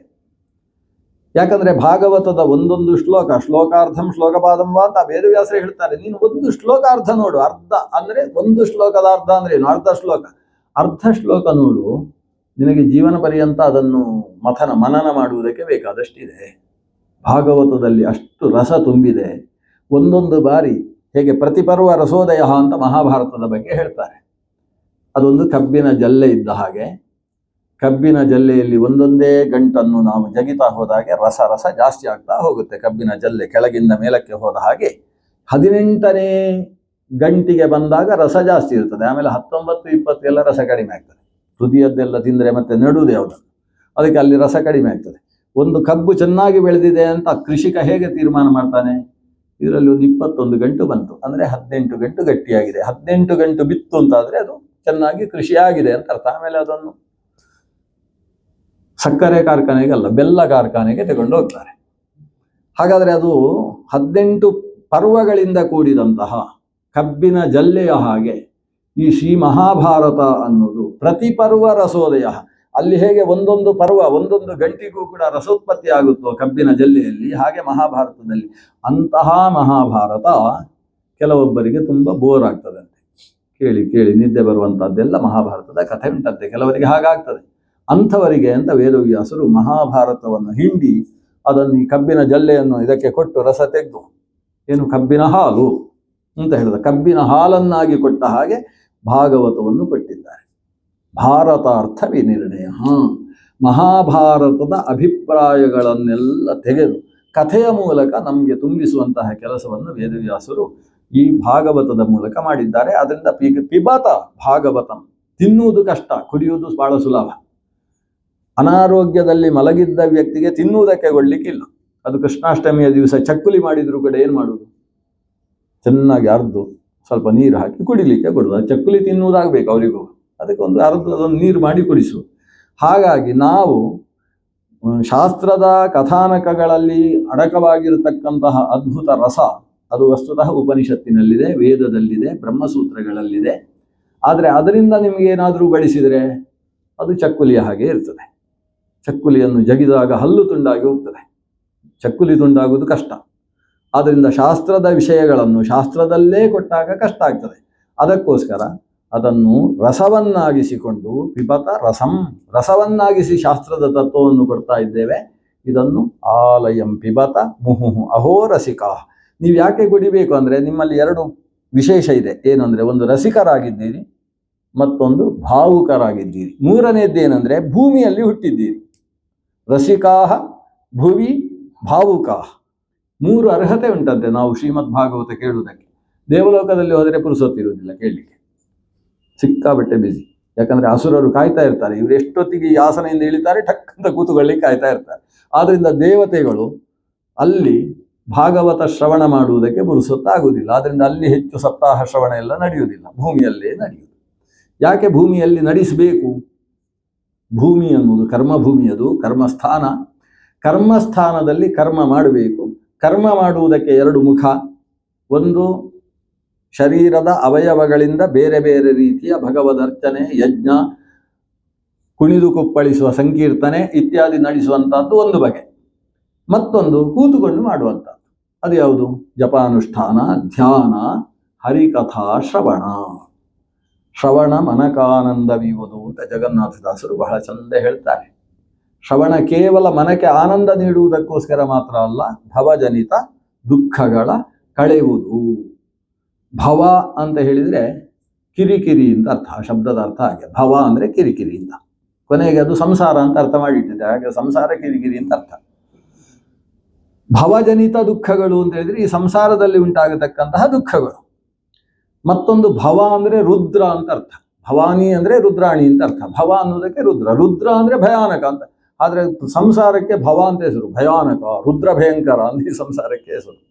ನಮಗೆ ಆ ಶಬ್ದ ಕೇಳಿದಾಗ ತುಂಬ ಖುಷಿ ಆಗುವುದಿಲ್ಲ. ಸಂಸಾರ, ಸಾರ ಅಂತ ಹೇಳಿದರೆ ಖುಷಿ, ಹರಿಕಥಾಮೃತ ಸಾರ ಅಂತಿದ್ದ ಹಾಗೆ ಸಾರ. ಅದು ಬರೀ ಇಂಗ್ಲೀಷಿನ ಅಲ್ಲ, ಸಂಸಾರ ಅಲ್ಲ, ಸಂಸಾರ. ಸಂಸ್ಕೃತದ ಸಮ್ಯಕ್ ಸಾರ ಅಂತ ನಮಗೆ ಸಂಸಾರ ಕೇಳಿದರೆ ಖುಷಿ ಆಗುತ್ತೆ ಆ ಒಂದು ಶಬ್ದ. ಆದರೆ ವ್ಯಾಖ್ಯಾನ ಮಾಡುವವರು ಏನು ಹೇಳಿದರು ಶಾಸ್ತ್ರಕಾರರು? ಸಾರ ಅಂದರೆ ದೋಷಯುಕ್ತ ಅಂತ ಅರ್ಥ ಮಾಡಿದ್ದಾರೆ. ಅರಾಹ ದೋಷಾಹ ಸಮುದ್ದಿಷ್ಟಾಹ. ಅರ ಅಂದರೆ ದೋಷ, ನಾರ ಅಂದರೆ ದೋಷರಹಿತ ಅಂತ ನಾರಾಯಣ ಅನ್ನುವಲ್ಲಿ ಅರ್ಥ ಹೇಳಿದಾರಲ್ಲ. ಅರ ಅಂದರೆ ದೋಷ, ಸಾರ ಅಂದ್ರೆ ಏನು? ದೋಷದಿಂದ ಸಹಿತ, ಸಲಕ್ಷ್ಮಣ ಅಂತಿದ್ದ ಹಾಗೆ. ಸಾರ ಅಂದರೆ ಅರದಿಂದ ಸಹಿತ, ದೋಷದಿಂದ ಯುಕ್ತವಾದದ್ದು. ಅದು ಸ್ವಲ್ಪ ಸ್ವಲ್ಪ ದೋಷ ಅಲ್ಲ. ನಾವು ಇಂಗ್ಲೀಷ್ ಹೇಳಿ ಸಂಸಾರ ಅಂತ ಮಾಡ್ಬೋದು ಬೇಕಾದರೆ, ಆದರೆ ಸಂಸಾರ ಸಿಕ್ಕಾಬಟ್ಟೆ ದೋಷದಿಂದ ಕೂಡಿರತಕ್ಕಂಥದ್ದು ಈ ಸಂಸಾರವನ್ನು ಕರೆದು. ಅದು ದೋಷದಿಂದ ಕೂಡಿದೆ ಅಂತ ನಾವು ಅರ್ಥ ಮಾಡಿಕೊಳ್ಳುವುದಕ್ಕೋಸ್ಕರವೂ ಭಾಗವತ ಇದೆ. ಯಾಕಂದರೆ ನಮಗೆ ಸಂಸಾರ ಅಂದರೆ ಭಾಳ ಇಷ್ಟ. ಏನು ಇಷ್ಟೆಲ್ಲ ಸುಖ ಇದ್ದು ಯಾಕೆ ಮೋಕ್ಷ ಬೇಕಾ? ಸ್ವರ್ಗಕ್ಕೆ ಕಿಚ್ಚಿಡೆ ಅಂತ ಹೇಳಿಲ್ಲ ಕವಿಗಳು, ಕನ್ನಡದ ಕವಿಗಳು. ಆ ರೀತಿಯ ಸುಖ ಇರಬೇಕಾದ್ರೆ ಇದಕ್ಕಿಂತ ಭಿನ್ನವಾದದ್ದಕ್ಕೆ ಯಾಕೆ ನಾವು ಹಾತೊರಿಬೇಕು ಅನ್ನುವ ಪ್ರಶ್ನೆ ಬಂದರೆ, ಸಂಸಾರವು ಯಾಕೆ ದೋಷ ಅನ್ನುವುದನ್ನು ವಿಭಿನ್ನ ಕಥೆಗಳ ಮೂಲಕ ನಿರೂಪಣೆ ಮಾಡುವಂತಹ ಶ್ರೀಮದ್ ಭಾಗವತದ ಕಥೆ. ಸಂಸಾರದಲ್ಲಿ ಇರಬೇಕು, ಇಲ್ಲದಿರಬೇಕು, ಹೇಸಿಗೆ ಸಂಸಾರದಲ್ಲಿ ಅಂತ ದಾಸರು ಹೇಳಿದ ಹಾಗೆ, ಇಲ್ಲಿ ಇದ್ದೂ ಇಲ್ಲದೇ ಇರುವ ಹಾಗೆ ನೆಮ್ಮದಿಯಿಂದ ಬದುಕಿ ಈ ಅಲ್ಪಕಾಲಿಕವಾದ ನಶ್ವರ ಶರೀರದ ಮೂಲಕ ಶಾಶ್ವತವನ್ನು ಸಂಪಾದನೆ ಮಾಡುವುದಕ್ಕೋಸ್ಕರ ಯಾವ ರೀತಿಯ ಬದುಕು ಬೇಕು, ಯಾವ ರೀತಿಯ ಮಾನಸ ಚಿಂತನೆ ಬೇಕು ಅನ್ನುವುದನ್ನು ನಿರೂಪಿಸುವುದಕ್ಕೆ 10 ಕಥೆಗಳನ್ನು ನಮ್ಮ ಮುಂದೆ ಇಟ್ಟು ಮಾರ್ಗದರ್ಶನ ಮಾಡಿರತಕ್ಕಂತಹ ಭಗವಾನ್ ವೇದವ್ಯಾಸರನ್ನು ಮೊತ್ತ ಮೊದಲು ನಾವು ನಮಿಸಿಕೊಳ್ಳಬೇಕು. ಜಯತಿ ಪರಾಶರ ಸೂನು ಸತ್ಯವತೀ ಹೃದಯನಂದನಃ ವ್ಯಾಸಃ ಯಸ್ಯಾಸ್ಯ ಕಮಲಗಲಿತಂ ವಾಂಗ್ಮಯಮೃತಂ ಜಗತ್ಪಿಬತಿ. ಅವರ ವಾಂಗ್ಮಯ, ಅವರ ಬಾಯಿಯಿಂದ ಹೊರಬಿದ್ದಂತಹ ವಾಂಗ್ಮಯ, ಅದೇ ನಮಗೆ ಒಂದು ಅತ್ಯಂತ ರುಚಿಯಾದ ಹಣ್ಣು. ಅದನ್ನು ಜಗತ್ತೆಲ್ಲ ಕುಡಿಬೇಕು. ಕುಡಿಯುವುದು ಅನ್ನೋದು ಸುಲಭ. ಆ ಸುಲಭವಾಗಿಸಿಕೊಟ್ಟಿರತಕ್ಕಂತಹ ಈ ಸಾರವನ್ನು ನೀವು ಪಾನ ಮಾಡಿ ಅಂತ ವೇದವ್ಯಾಸರೇ ಹೇಳಿದ್ದಾರೆ. ಅವರ ಮಗನಾದ ಶುಕನನ್ನು ಕರೆದು ತಾವು ಭಾಗವತವನ್ನು ಉಪದೇಶಿಸಿದರಂತೆ. ವಸ್ತುತಃ ತಾವೇ ರಚಿಸಿದ 17 ಪುರಾಣಗಳನ್ನು ಸೂತ ಪುರಾಣಿಕರನ್ನು ಕರೆದು ಉಪದೇಶ ಮಾಡಿದರು. ಇತಿಹಾಸ ಪುರಾಣಾನಾಂ ಪಿತಾಮಿ ರೋಮಹರ್ಷಣಃ ಅಂತ ನೇಮಿಷಾರಣ್ಯದಲ್ಲಿ ಪ್ರವಚನ ಮಾಡ್ತಾ ಇದ್ದಂತಹ ಸೂತ ಪುರಾಣಿಕರು ಹೇಳ್ತಾರೆ. ನನ್ನ ಅಪ್ಪನಾದ ರೋಮಹರ್ಷಣನನ್ನು ವೇದವ್ಯಾಸರು ಒಂದು ಬಾರಿ ಪುರಾಣ ಪ್ರವಚನ ಮಾಡುವಾಗ ಹುಟ್ಟಿಸಿದ್ದು ಅಂತ. ತನ್ನ ಅಪ್ಪನ ಬಗ್ಗೆ ಹೇಳಲಿಕ್ಕೆ ಭಾರಿ ಖುಷಿ ಉಗ್ರಶ್ರವಸ್ಸಿಗೆ. ಕೆಲವರಿಗೆ ತನ್ನ ತಂದೆಯ ಬಗ್ಗೆ ಹೇಳುವಾಗ ಭಾರಿ ಆನಂದ. ಕೆಲವರಿಗೆ, ಎಲ್ರಿಗೂ ಇರಬೇಕದು. ಭಾರತೀಯ ಜನತೆಯಲ್ಲಿ ಅದು ಇರಲೇಬೇಕು. ತಮ್ಮ ತಮ್ಮ ಕೌಟುಂಬಿಕವಾದ ಹಿರಿಯರ ಬಗ್ಗೆ ಅತಿಶಯಿತವಾದ ಶ್ರದ್ಧೆ ಬೇಕು. ಇವ ಹೇಳ್ತಾನೆ, ನನ್ನ ಅಪ್ಪ, ಅವರ ಹೆಸರು ಹೇಳಲಿಕ್ಕೆ ಯೋಗ್ಯತೆ ಇಲ್ಲ ಅಂತ ಹೇಳ್ತಾನೆ. ಇಡೀ ಭಾಗವತ ಕಥೆ ಹೇಳಿದವ ಉಗ್ರಶ್ರವಸ್ ಹೇಳ್ತಾನೆ, ಅಪ್ಪ ಅವರಿಗೆ ರೋಮಹರ್ಷಣ ಅಂತ ಹೆಸರು. ಒಂದು ಬಾರಿ ವೇದವ್ಯಾಸರು ಭಾಗವತವನ್ನು ಅನೇಕ ಪುರಾಣಗಳನ್ನು ರಚನೆ ಮಾಡಿ ಆ ಪುರಾಣಗಳ ರಸವನ್ನು ತಾವು ಪ್ರವಚನ ಮಾಡ್ತಾ ಇದ್ರು. ಪ್ರವಚನ ಮಾಡ್ತಾ ಇರುವಾಗ ಕೇಳುವವರಿಗೆ ನಾವು ಎಲ್ಲಿದ್ದೇವೆ ಅನ್ನೋದೇ ಮರೆತು ಹೋಗಿತ್ತು. ಅಂದರೆ ನಿದ್ದೆ ಮಾಡ್ತಾ ಇದ್ರು ಅಂತ ಅರ್ಥ ಅಲ್ಲ. ಸಮಗ್ರ ಶರೀರವನ್ನೇ ಕಿವಿಯನ್ನಾಗಿಸಿಕೊಂಡು ಅವರೆಲ್ಲ ಕೇಳ್ತಾ ಇದ್ರು. ಅವರು ಕೇಳ್ತಾ ಇರುವಾಗ ಹೇಳ್ತಾ ಇದ್ದಂತಹ ವೇದವ್ಯಾಸರು ರೋಮಾಂಚಿತರಾಗಿ ಹೋದರು. ತಮ್ಮ ರೋಮಾಂಚನ ಆಗ್ತಾ ಇದ್ದ ಹಾಗೆ ಅವರ ರೋಮಾಂಚದಿಂದ ಒಬ್ಬ ಮಗ ಹುಟ್ಟಿದ. ಹೀಗೆ ವೇದವ್ಯಾಸರಿಂದ ರೋಮಾಂಚಾತ್ ರೋಮಹರ್ಷಣ, ಅವರ ರೋಮಾಂಚದಿಂದ ಹುಟ್ಟಿರತಕ್ಕಂಥ ಮಗನಿಗೆ ರೋಮಹರ್ಷಣ ಅಂತ ಹೆಸರು. ಪುರಾಣ ಪ್ರವಚನ ಮಾಡುವ ಹೊತ್ತಿಗೆ ಹುಟ್ಟಿದ ಮಗ, ಅದೂ ರೋಮಾಂಚದಿಂದ ಜನಿಸಿದ ಮಗ. ಅದರಿಂದ ಆತ ಪುರಾಣ ಪ್ರವಚನ ಮಾಡುವುದರಲ್ಲಿ ಮಹಾ ನಿಪುಣ, ದೃಷ್ಟಾಂತ ಕುಶಲ, ಶ್ರೋತೃ ಮಾನಸ ಅರ್ಥ ಗಾಂಭೀರ್ಯ ವೇತೃ ಎಲ್ಲವನ್ನೂ ತಿಳಿದವ. ಇಂಥ ಶಕ್ತಿ ಇರುವ ಕಾರಣದಿಂದ ಅವ ಯಾವ ಕಷ್ಟದ ವಿಷಯವನ್ನು ಕೂಡ ಕಥೆಯ ಮೂಲಕವಾಗಿ ತಿಳಿಸಿಕೊಡುವಂತಹ ಸಾಮರ್ಥ್ಯ ಉಳ್ಳವ ಸೂತ ಪುರಾಣಿಕ. ಅಂಥ ಅಪ್ಪನ ಮಗ ನಾನು ಅಂತ ಅವನಿಗೆ ಖುಷಿ. ಉಗ್ರಶ್ರವಸ್ಯನಿಗೆ ರೌಮಹರ್ಷಣಿ ಅಂತ ಅವನಿಗೆ ಹೆಸರು, ಸೌತಿ ಅಂತ ಕರೀತಾರೆ. ಅಂತಹ ಉಗ್ರಶ್ರವಸ್ಸು ಸೂತ ಅವನು ಶ್ರೀಮದ್ ಭಾಗವತದ ಕಥೆಯನ್ನು ಕೇಳಿದ ಅಂತ ನಮ್ಮ ಅದೃಷ್ಟ. ಆತ ಕಥೆಯನ್ನು ಕೇಳಿದ್ದು ಯಾರ ಬಾಯಿಯಲ್ಲಿ? ಸಾಕ್ಷಾತ್ ವೇದವ್ಯಾಸರ ಬಾಯಿಯಲ್ಲಿ ಅಲ್ಲ. ವೇದವ್ಯಾಸರು ನಾರದರ ಅಪೇಕ್ಷೆಯ ಮೇರೆಗೆ ತಾವು ಭಾಗವತವನ್ನು ರಚಿಸಿದರು. ನಾರದರು ಬಂದು ಕೇಳಿಕೊಂಡದ್ದು, ನೀವು ಅಂಥದ್ದೊಂದು ರಚಿಸಿ.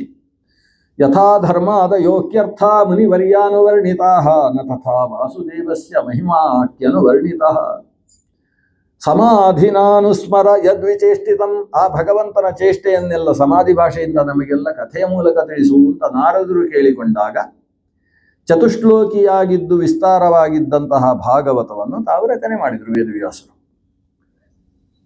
ರಚನೆ ಮಾಡಿ ಯಾರಿಗೆ ಕೊಡಬೇಕು? ರೋಮಹರ್ಷಣರು ಇದ್ದಾರೆ, ಕರೆದ್ರೆ ಸಾಕು ಬಂದು ಮುಂದೆ ಕೂತ್ಕೊಂಡು ಕೇಳುವವರಿದ್ದಾರೆ. ಆದರೆ ಅವರು ರೋಮಹರ್ಷಣರನ್ನು ಕರೀಲಿಲ್ಲ. ಭಾಗವತ ರಚನೆ ಮಾಡಿದಾಗ ಕರೆದದ್ದು ತನ್ನ ಮಗನ ಶುಕ ಅಂತ ಕರೆದು. ಎಲ್ಲೋ ಕೂತಿದ್ರಂತೆ ಶುಕಾಚಾರ್ಯರು, ಮರದ ಅಡಿಯಲ್ಲಿ, ಶರೀರದಲ್ಲಿ ವಸ್ತ್ರವಿಲ್ಲದೆ ಅಂತರ್ಮುಖವಾಗಿ ಭಗವತ್ ಚಿಂತನೆ ಮಾಡ್ತಾ ಜ್ಞಾನಮುದ್ರೆಯನ್ನು ತನ್ನ ತೊಡೆಯ ಮೇಲೆ ಎರಡೂ ಕೈಗಳನ್ನು ಇಟ್ಟುಕೊಂಡು ಶುಕಾಚಾರ್ಯರು ನೋಡುವುದಕ್ಕೆ 16 ವರ್ಷದ ವಯಸ್ಸಿನ ಹಾಗಿರತಕ್ಕಂಥವರು ಕೂತಿದ್ರು. ಯಾವಾಗ ವ್ಯಾಸರ ಬಾಯಿಯಲ್ಲಿ ಶುಕ ಅಂತ ಕೇಳಿತು, ಓಡಿ ಬಂದ್ರಂತೆ. ಓಡಿ ಬಂದರು, ವೇದವ್ಯಾಸರಿಗೆ ಒಂದು ಅಭಿವಾದನೆ ಮಾಡಿದರು. ಅಭಿವಾದನೆ ಮಾಡಿ ವೇದವ್ಯಾಸರ ಮುಂದೆ ಕೂತರು. ಅಧೀಹಿ ಭೋ ಜ್ಞಾನಂ ಭೋ ಅನುಬ್ರೂಹಿ ಪ್ಲುತ ಹಾಕಿ ಹೇಳಿದರು, ನಾನು ಮಗ ಬಂದಿದ್ದೇನೆ, ನನಗೆ ಜ್ಞಾನೋಪದೇಶ ಮಾಡು ಅಂತ. ಉಪನಯನ ಆಗುವಾಗ ಇವತ್ತು ಮಗ ಕೇಳ್ತಾರೆ, ಅಧೀಹಿ ಭೋ ಸಾವಿತ್ರೀಂ ಭೋ ಅನುಬ್ರೂಹಿ ಅಂತ ಕೇಳ್ತಾರೆ. ಹಾಗೆ ಜ್ಞಾನವನ್ನು ನನಗೆ ಹೇಳು ಅಂತ ಕೇಳಿದಾಗ ವೇದವ್ಯಾಸರು ಶುರು ಮಾಡಿದ್ರಂತೆ, ಭಾಗವತ ಶುರು ಮಾಡಿದ್ರು. ಶುರು ಮಾಡಿದ್ದಷ್ಟು ಗೊತ್ತು, ಆಮೇಲೆ ಎಷ್ಟು ದಿವಸ ಹೋಯಿತು ಗೊತ್ತಿಲ್ಲ. ಒಂದು ದಿವಸ ಮುಗೀತು. ಮುಗಿಯಲ್ಲಿಯ ತನಕ ಈ ಶುಕಾಚಾರ್ಯರು ಹೇಳಲಿಲ್ಲ, ಹೇಳ್ತಾ ಇರುವ ವೇದವ್ಯಾಸರು ಹೇಳಲಿಲ್ಲ. ವೇದವ್ಯಾಸರು ಜಾದಿಂದ ಶುರು ಮಾಡಿ ಯಾದ ತನಕ ಹೇಳಿ ನಿಲ್ಲಿಸಿದ್ದಂತೆ. ಜಯ ಅಂತ ಅದಕ್ಕೆ ಹೆಸರು. ಅಷ್ಟರಲ್ಲಿ 18,000 ಗ್ರಂಥದಷ್ಟು ವಿಸ್ತೃತವಾದ ಗ್ರಂಥೋಷ್ಟಾದಶಸಹಸ್ರ ಶ್ರೀಮದ್ ಭಾಗವತಾಭಿಧ. 18,000 ಗ್ರಂಥ. ಒಂದು ಗ್ರಂಥ ಅಂದರೆ 32 ಅಕ್ಷರ. ಆ ಲೆಕ್ಕಾಚಾರದಲ್ಲಿ ಅಷ್ಟು ವಿಸ್ತೃತವಾದಂತಹ ಶ್ರೀಮದ್ ಭಾಗವತವೆಂಬಂತಹ ಗ್ರಂಥವನ್ನು ತಾವು ಎಲ್ಲೋ ಪತ್ರದಲ್ಲಿ ಬರೆದು ಅದನ್ನು ತೀಡಿ ಇದು ಸರಿಯಾಗಲಿಲ್ಲ ಅಂತ ಹೇಳಿ, ಈಗ ಆಧುನಿಕ ಕಾವ್ಯಗಳಿರ್ತಾರೆ, ಏನು ಒಂದೆಷ್ಟು ತಿದ್ದಿ ಅಲ್ಲಿ ತೊಟ್ಟಿ ಭರ್ತಿ ಆದಮೇಲೆ ಒಂದು ಪದ್ಯ ರೆಡಿ ಸಿದ್ಧ ಆಗಿರ್ತದೆ. ಸಿದ್ಧ ಆದ ಮೇಲೆ ಅದನ್ನು ಆಮೇಲೆ ಪಠನ ಮಾಡ್ಲಿಕ್ಕೆ ಉಂಟು ಎಲ್ಲರ ಮುಂದೆ. ಪತ್ರ ಹಿಡ್ಕೊಂಡೆ, ಅದೇನು ಬಾಯಿ ಬರೋಲ್ಲ ಅವರೇ, ಅಷ್ಟು ಕಷ್ಟಪಟ್ಟು ಬರೆದ್ರು ಪತ್ರ ಹಿಡ್ಕೊಂಡು ಅದನ್ನು 2 ಬಾರಿ ಹೇಳ್ತಾರೆ. ಅದು ಯಾಕ್ರಿ 2 ಬಾರಿ ಹೇಳು. ಕಳ್ಳನೊಬ್ಬನಿದ್ದ, ಅವನು ಬಹಳ ಪೆದ್ದ, ಕದಿಯುವಾಗ ಒಂದು ರಾತ್ರಿ ಅವನು ಸಿಕ್ಕಿಬಿದ್ದ. ಒಂದು ಕಾವ್ಯ ಮುಗೀತು ಅಷ್ಟೇ. ಅದನ್ನು 2 ಬಾರಿ ಹೇಳಿದ್ರೆ ಆಯ್ತು. ಈ ರೀತಿ ಕಷ್ಟಪಟ್ಟು ರಚನೆ ಮಾಡಿದ್ದಲ್ಲ, ನಿರಂತರವಾಗಿ ಬಾಯಿಯಲ್ಲಿ 18,000 ಗ್ರಂಥಾತ್ಮಕವಾದ ಭಾಗವತವನ್ನು ವ್ಯಾಸರು ಹೇಳಿದ್ದಾರೆ. ಒಂದೇ ಬಾರಿ ಹೇಳಿದ್ದು ಅದನ್ನು ಹಾಗೆ ಶುಕಾಚಾರ್ಯರು ತಲೆಯಲ್ಲಿ ಇಟ್ಟುಕೊಂಡಿದ್ದಾರೆ. ಗ್ರಂಥ ಮುಗಿದಾಗ ಶುಕಾಚಾರ್ಯ ಎದ್ರು. ಮತ್ತೊಮ್ಮೆ 2 ಕಿವಿಗಳನ್ನು ತನ್ನ ಬಲಗೈಯಿಂದ ಬಲಗಿವಿಯನ್ನು, ಎಡಗೈಯಿಂದ ಎಡಗಿವಿಯನ್ನು ಗಟ್ಟಿಯಾಗಿ ಹೀಗೆ ಹಿಡಿದುಕೊಂಡು, ಕಿವಿಯಲ್ಲಿರ್ತಕ್ಕಂತಹ ಗಂಗಾದಿ ಸಂಧಿಧಾನ ನನ್ನ ಕೈಯಲ್ಲಿ ಒಂದು ಕೈ ಪವಿತ್ರವಾಯಿತು ಅಂತ ಭಾವಿಸ್ತಾ, ಪವಿತ್ರಿತವಾದ ಕೈಯಿಂದ ವೇದವ್ಯಾಸರ ಬಲಗಾಲನ್ನು ಬಲಗೈಯಿಂದ, ಎಡಗಾಲನ್ನು ಎಡಗೈಯಿಂದ, 2 ಕೈಯನ್ನು ಆ ಕಡೆ ಈ ಕಡೆ ಮಾಡಿ ಕಾಲನ್ನು ಮುಟ್ಟಿದ್ರಂತೆ. ವ್ಯತ್ಯಸ್ತ ಪಾಣಿನ ಕುರಿಯಾತ್, ಕೈಯನ್ನು ಆ ಕಡೆ ಈ ಕಡೆ ಮಾಡಿ ಕಾಲು ಮುಟ್ಟಬೇಕು ಅಂತ ಇರುವುದು. ನಾವು ಇಲ್ಲೇ ಕೈ ಆ ಕಡೆ ಈ ಕಡೆ, ಮಕ್ಕಳಿಗೆ ಇಲ್ಲಿ ಹೇಳಿಕೊಡುದು. ಅದು ಶಾಲೆಯಲ್ಲಿ ಹೋಗಿ ಅಪರಾಧ ಮಾಡಿ ಬಸ್ಗೆ ತೆಗೆಯುವಾಗ ಮಾಡ್ತಾರಲ್ಲ, ಹಾಗೆ ಇಲ್ಲೇ ಹೇಳಿಕೊಡುದು, ಇಲ್ಲೇ ಆ ಕಡೆ ಈ ಕಡೆ ಮಾಡಿ ಅಂತ. ಇಲ್ಲಿ ಯಥಾಸವ್ಯ ದಕ್ಷಿಣೇ ಶ್ರೋತ್ರೇ ಸಂಸ್ಪೃಶ್ಯ, ಬಲಗೈಯಿಂದ ಬಲಗಿವಿಯನ್ನು, ಎಡಗೈಯಿಂದ ಎಡಗಿವಿಯನ್ನು ಮುಟ್ಟಿಕೊಂಡು ಆ ಕಡೆ ಈ ಕಡೆ ಕೈ ಮಾಡಿ ಪಾದಸ್ಪರ್ಶ ಮಾಡಿ ತಂದೆಯಾದಂತಹ ವೇದವ್ಯಾಸರಿಗೆ ನಮಸ್ಕಾರ ಮಾಡ್ತಾರೆ. ವೇದವ್ಯಾಸರು ಕೂಡ ಕಣ್ಣಲ್ಲಿ ಆನಂದ ಬಾಷ್ಪ ಸುರಿಸಿಕೊಂಡು ಅವನ ಬ್ರಹ್ಮರಂಧ್ರವನ್ನು ಮುಟ್ಟಿ ಆಶೀರ್ವಾದ ಮಾಡಿದರು. ತಲೆಯ ಮೇಲೆ ಕೈ ಇಟ್ಟು ಆಶೀರ್ವಾದ ಮಾಡಿದರು. ಆಶೀರ್ವಾದ ಮಾಡಿದ್ದೇ ತಡ ಈ ಹುಡುಗನಿಗೆ ಒಂದು ಸಲ ಮೈಯಲ್ಲಿ ಏನೋ ಭೂತಾವೇಶ ಆದಾಗೆ. ವೇದವ್ಯಾಸರ ಆಶೀರ್ವಾದ ಅಲ್ವಾ. ಈ ಭಾಗವತದ ಶ್ರವಣ ಬೇರೆ ಆಗಿದೆ. ಭಾಗವತ ಶ್ರವಣ ಅನ್ನುವುದೇ ಅವನ ಎಲ್ಲ ರೀತಿಯ ಸ್ಪರ್ಶ ಸಂಘಗಳನ್ನು ದೂರ ಮಾಡುವಂಥದ್ದು, ಅಟ್ಯಾಚ್ಮೆಂಟ್ಗಳನ್ನು ದೂರ ಮಾಡುವಂಥದ್ದು. ಅಂತಹ ಮೊದಲೇ ಅಸಂಗಿಯಾದಂತಹ ವ್ಯಕ್ತಿ ಸರ್ವಸಂಗತಿಯಾಗಿ ಆದ. ಎದ್ದು ಸೀದಾ ಹೊರಟದ್ದೇ. ಶುಕಾಚಾರ್ಯರು ಹೊರಟರು. ಎಂ ಪ್ರವುರಜಂತಂ ಅನುಪೇತಂ ಅಪೇತ ಕೃತ್ಯಂ, ಎಲ್ಲ ಕೆಲಸ ಬಿಟ್ಟು ಹೊರಟರು. ವೇದವ್ಯಾಸರು ಮಗ ಅಂತ ಕರಿತಾ ಇದ್ದಾರೆ. ನಾನು ಹೇಳಿಕೊಟ್ಟಿದ್ದೇನೆ ಮಗ, ಒಂದು ಸ್ವಲ್ಪ ಒಂದು ಒಪ್ಪಿಸು ಅಂತ. ಈ ಸುದ್ದಿಯಲ್ಲಿ ಹೊರಟದ್ದೆ. ಹೋಗುವಾಗ ದಾರಿಯಲ್ಲಿ ಒಂದು ಸರೋವರ. ವ್ಯಾಸರು ಅದನ್ನು ಉಲ್ಲೇಖ ಮಾಡ್ತಾರೆ. ಇಂಥದ್ದೊಂದು ಘಟನೆ ಆಗೋಯಿತು ನನ್ನ ಜೀವನದಲ್ಲಿ. ವ್ಯಾಸರು ಹೇಳ್ತಾರೆ, ದಾರಿಯಲ್ಲಿ ಒಂದು ಸರೋವರ. ಆ ಸರೋವರದಲ್ಲಿ ಒಂದಷ್ಟು ಹೆಂಗಸರು ಸ್ನಾನ ಮಾಡ್ತಾ ಇದ್ದಾರೆ. ಯಾವುದೋ ವ್ರತ ಮುಗಿಸಿ ಎಲ್ಲರೂ ಒಟ್ಟಿಗೆ ಬಂದು ಸ್ನಾನ ಮಾಡ್ತಾ ಇದ್ದಾರೆ. ಸ್ನಾನ ಮಾಡ್ತಾ ಇದ್ದವರು ಶುಕಾಚಾರ್ಯರು ಅಲ್ಲಿ ಹೋಗ್ತಾ ಇದ್ದಾರಂತೆ. ವೇದವ್ಯಾಸರು ಬೆನ್ನು ಹತ್ತಿಕೊಂಡು ಹೋಗ್ತಾ ಇದ್ದಾರೆ. ಪ್ರವುರಜಂತಂ ಅನುಪೇತಂ ಅಪೇತ ಕೃತ್ಯಂ ದ್ವೈಪಾಯನೋ ವಿರಹ ಕಾತರಹ. ದ್ವೈಪಾಯನರು ಹಿಂಭಾಗದಿಂದ ಮಗ ಹೋಗ್ತಾ ಇದ್ದಾನೆ ಅಂತ ಬೆನ್ನು ಹತ್ತಿ ಹೋಗಿದ್ದಾರೆ. ಹೋಗ್ತಾ ಇರುವಾಗ ಆ ಹೆಂಗಸರು ಸ್ನಾನ ಮಾಡ್ತಾ ಇದ್ದವರು ಈತ ಅಲ್ಲಿ ಹೋಗ್ತಾ ಇದ್ರೆ ಪರಸ್ಪರ ನೋಡ್ತಾರೆ. ನೋಡಿ ಒಂದು ಕೈ ಮುಗಿತಾರೆ, ಹಾಗೆ ಸ್ನಾನ ಮಾಡ್ತಾರೆ, ಹಾಗೆ ಇದ್ದಾರೆ. ಅವರಿಗೇನು ಅನಿಸ್ಲಿಲ್ಲ. ಹೇಗೆ ಅಲ್ಲಿ ಒಂದು ಜಿಂಕೆ ಹೋಗ್ತಾ ಇದ್ರೆ ಹೇಗೋ ಹಾಗೆ, ಇಲ್ಲ ಒಂದು ಹಸು ಹೋಗ್ತಾ ಇದ್ರೆ ಹೇಗೆ ಹಾಗೆ, ಇವರಿಗೇನು ಅನಿಸ್ಲಿಲ್ಲ. ಕೈ ಮುಗಿದ್ರು ಶುಕಾಚಾರ್ಯರು ಅಂತ ಹೇಳಿ ಸ್ನಾನ ಮಾಡ್ತಾ ಇದ್ದಾರೆ. ಹಿಂದಿನಿಂದ ವೇದವ್ಯಾಸರು ಬಂದರು ಅಂತ ಗೊತ್ತಾದದ್ದೆಲ್ಲ ಎಲ್ಲ ಜಾಗೃತಿ ಎಲ್ಲ ಬಿಸಿ ವಸ್ತ್ರವನ್ನೆಲ್ಲ ಮೇಲೆ ಹಾಕೊಂಡು ಬದಿಯಲ್ಲಿ ಜಾಗೃತಿಯಾಗಿ ನಿಂತಿರಂತೆ. ಇವ್ರು ನೋಡ್ತಾ ಇದ್ದಾರೆ, ಮಗ ಹೋಗ್ತಾ ಇದ್ದಾನೆ. ಈ ಹೆಂಗಸರಿಗೆ ಏನು ಅನಿಸ್ಲಿಲ್ಲ. ಅವ ಯುವಕ, ಆಪೀಚ್ಯ ವಯಾಹ, 16 ವರ್ಷದ ಯುವಕ ಅವ. ನಾನು ಹಾಗಲ್ಲ, ಇಷ್ಟು ದೊಡ್ಡ ದಾಡಿ ಗಡ್ಡ, 800 ವರ್ಷ ಭರ್ತಿಯಾಗಿದೆ, ನಾನಿಲ್ಲಿ ಹೋಗ್ತಾ ಇದ್ದೇನೆ. ಬರ್ತಾ ಇರಬೇಕಾದ್ರೆ ಹುಡುಗಿಯರೆಲ್ಲ ಹೀಗೆ ಭಾರಿ ನಾಚಿಕೆಯಿಂದ ನಿಲ್ತಾ ಇದ್ದಾರಲ್ಲ, ಯಾಕೆ ಅಂತ ನೇರ ಕೇಳಿದ್ರಂತೆ. ಏನು ಮಕ್ಕ ಹುಡುಗಿಯರೇ, ಏನು ನಿಮ್ದು? ಅವನು ಹೋಗ್ತಾ ಇರುವಾಗ ಹಾಗೆ ಕೂತಿದ್ರಿ, ನಾನು ಬರುವಾಗ ಎಲ್ಲ ಭಾರಿ ನಾಚಿಕೆ ಆಗ್ತದೆ, ಯಾಕೆ ನಿಮಗೆ? ಇವರಿಗೆ ಹೇಳಲಿಕ್ಕೆ ನಾಚಿಕೆ ಆಯ್ತಂತೆ ಹುಡುಗಿಯರಿಗೆ. ಇಲ್ಲ, ಏನು ಯೋಚನೆ ಮಾಡಬೇಡಿ, ಹೇಳಿ ಅಂತ ಕೇಳಿದರೆ ಹುಡುಗಿಯರು ಒಟ್ಟು ಸೇರಿ ಹೇಳಿದ್ರಂತೆ, ನಮಗೆ ಒಂದು ಜಿಂಕೆ ಹಸು ಹೋದರೆ ಹೇಗೋ, ಅವುಗಳಿಗೆ ಇದು ಹೆಂಗಸರನ್ನು ನಾನು ತಲೆ ಬಿಚ್ಚಿ ಆ ಕಡೆ ನೋಡಬಾರ್ದು, ಸೀದಾ ಹೋಗಬೇಕು, ಈ ಪ್ರಜ್ಞೆ ಹಸುಗಳಿಗೆ ಜಿಂಕೆಗಳಿಗೆ ಇರುವುದಿಲ್ಲ. ಅವುಗಳೇ ಹೇಗೋ ನಿಮ್ಮ ಮಗನ ಹಾಗೆ. ಇವ್ರು ಚಪ್ಪಾಳೆ ತಟ್ಟಿದ್ರಂತೆ, ನನ್ನ ಮಗನದ್ದು ವ್ಯಕ್ತಿತ್ವ ಇಷ್ಟು ದೊಡ್ಡದಲ್ವಾ? ಅವರು ಅಲ್ಲಿ ಹಾಗೆ ಬರ್ತಾ ಇದ್ರು ಕೂಡ ಈ ಹೆಂಗಸರಿಗೆ ಏನು ಅನಿಸುವುದಿಲ್ಲ ಅಂತಾದರೆ ಅವನಲ್ಲಿ ಇರತಕ್ಕಂತಹ ವೈರಾಗ್ಯದ ಬಲ ಎಷ್ಟು ದೊಡ್ಡದ್ದು.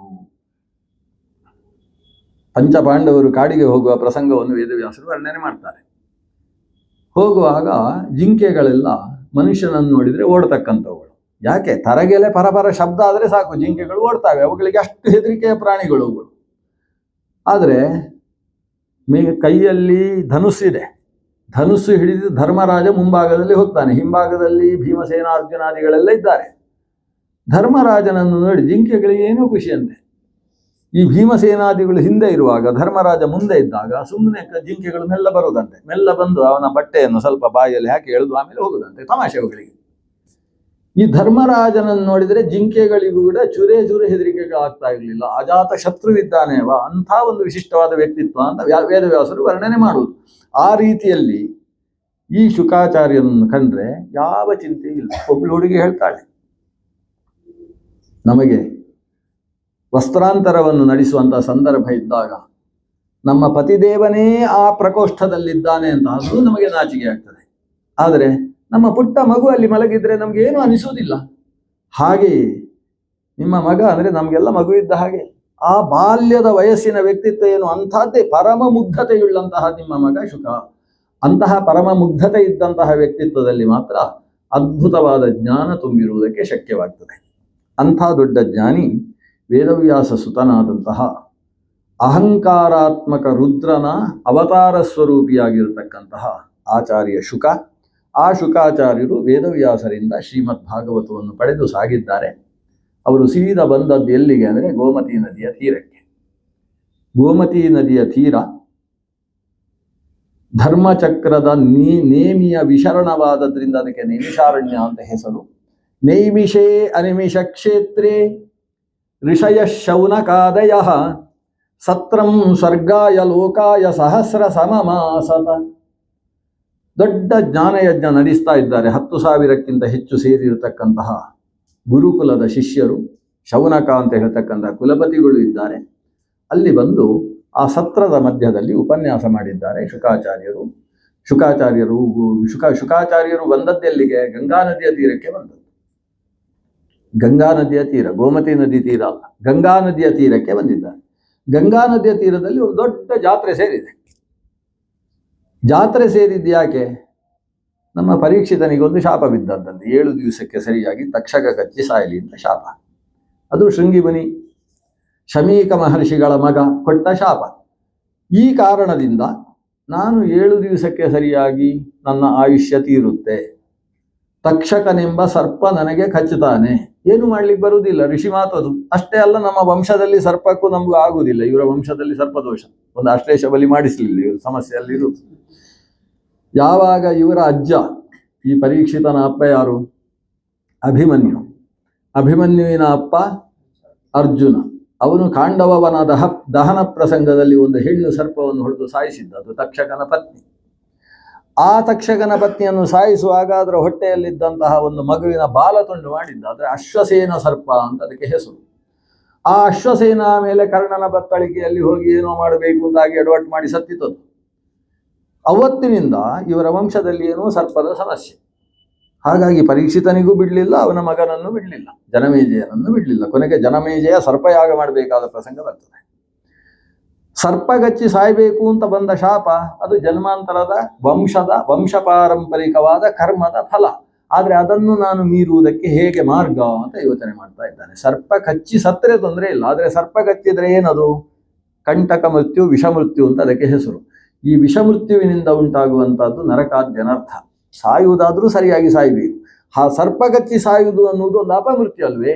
ಅಂತಹ ಮೃತ್ಯು ನನಗೆ, ನಾನು ಉದ್ಧಾರ ಆಗುವುದು ಹೇಗೆ ಅಂತ ಯೋಚನೆ ಮಾಡ್ತಾ ಇದ್ದಾಗ ಶುಕಾಚಾರ್ಯರು ಬಂದ್ರಲ್ಲಿ.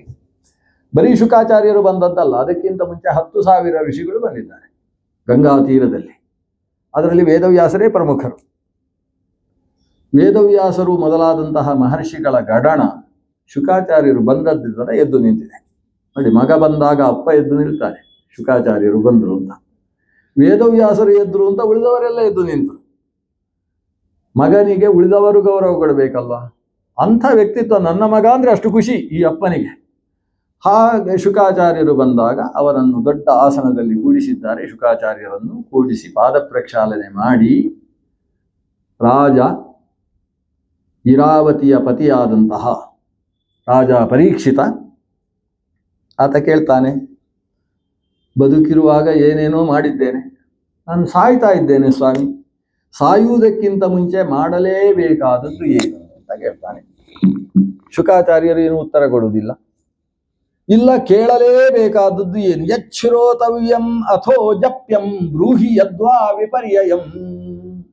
ಯತ್ ಶ್ರೋತವ್ಯಂ, ನಾನು ಕೇಳಲೇಬೇಕಾದ ವಿಷಯ ಯಾವುದು? ಶುಕಾಚಾರ್ಯರು ಮಾತಾಡುವುದಿಲ್ಲ. ಹಾಗಾದ್ರೆ ನಾನು ಕೇಳಬಾರ್ದು ಯಾವುದು ಹೇಳಿ? ಇವ್ರ ಪ್ರಶ್ನೆ ಬಹಳ ಚಂದ ಇದೆ. ಬ್ರೂಹಿ ಯದ್ವಾ ವಿಪರ್ಯಯಂ, ನಾನು ಮಾಡಬಾರದ್ದು ಯಾವುದು, ಕೇಳಬಾರದ್ದು ಯಾವುದು, ಅದನ್ನಾದರೂ ಹೇಳಿ ಶುಕಾಚಾರ್ಯರೇ.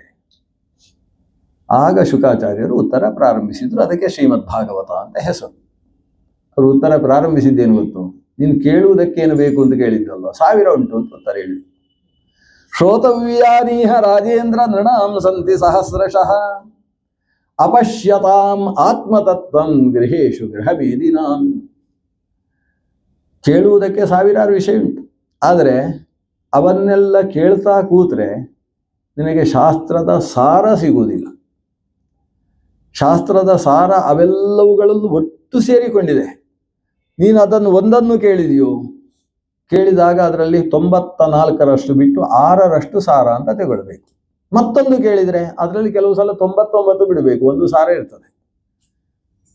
ಅದರಲ್ಲಿ ಅಕ್ಕಪಕ್ಕದ ಮನೆಯ ವಿಷಯವನ್ನು ಸೇರಿಸಿ ಹೇಳ್ತಾರೆ ವೇದವ್ಯಾಸರು. ಕೇಳಲಿಕ್ಕೆ ಎಷ್ಟೆಷ್ಟು ವಿಷಯ ಉಂಟು ಅಂತ ಹೇಳಿದರೆ ಸಿಕ್ಕಾಬಟ್ಟೆ ಉಂಟು. ಇದನ್ನು ಅದಕ್ಕೆ ದುರ್ದರ್ಶನ ಅಂತ ಹೆಸರು, ದೂರದರ್ಶನ ಏನೋ ಒಂದೇ ಹೆಸರು.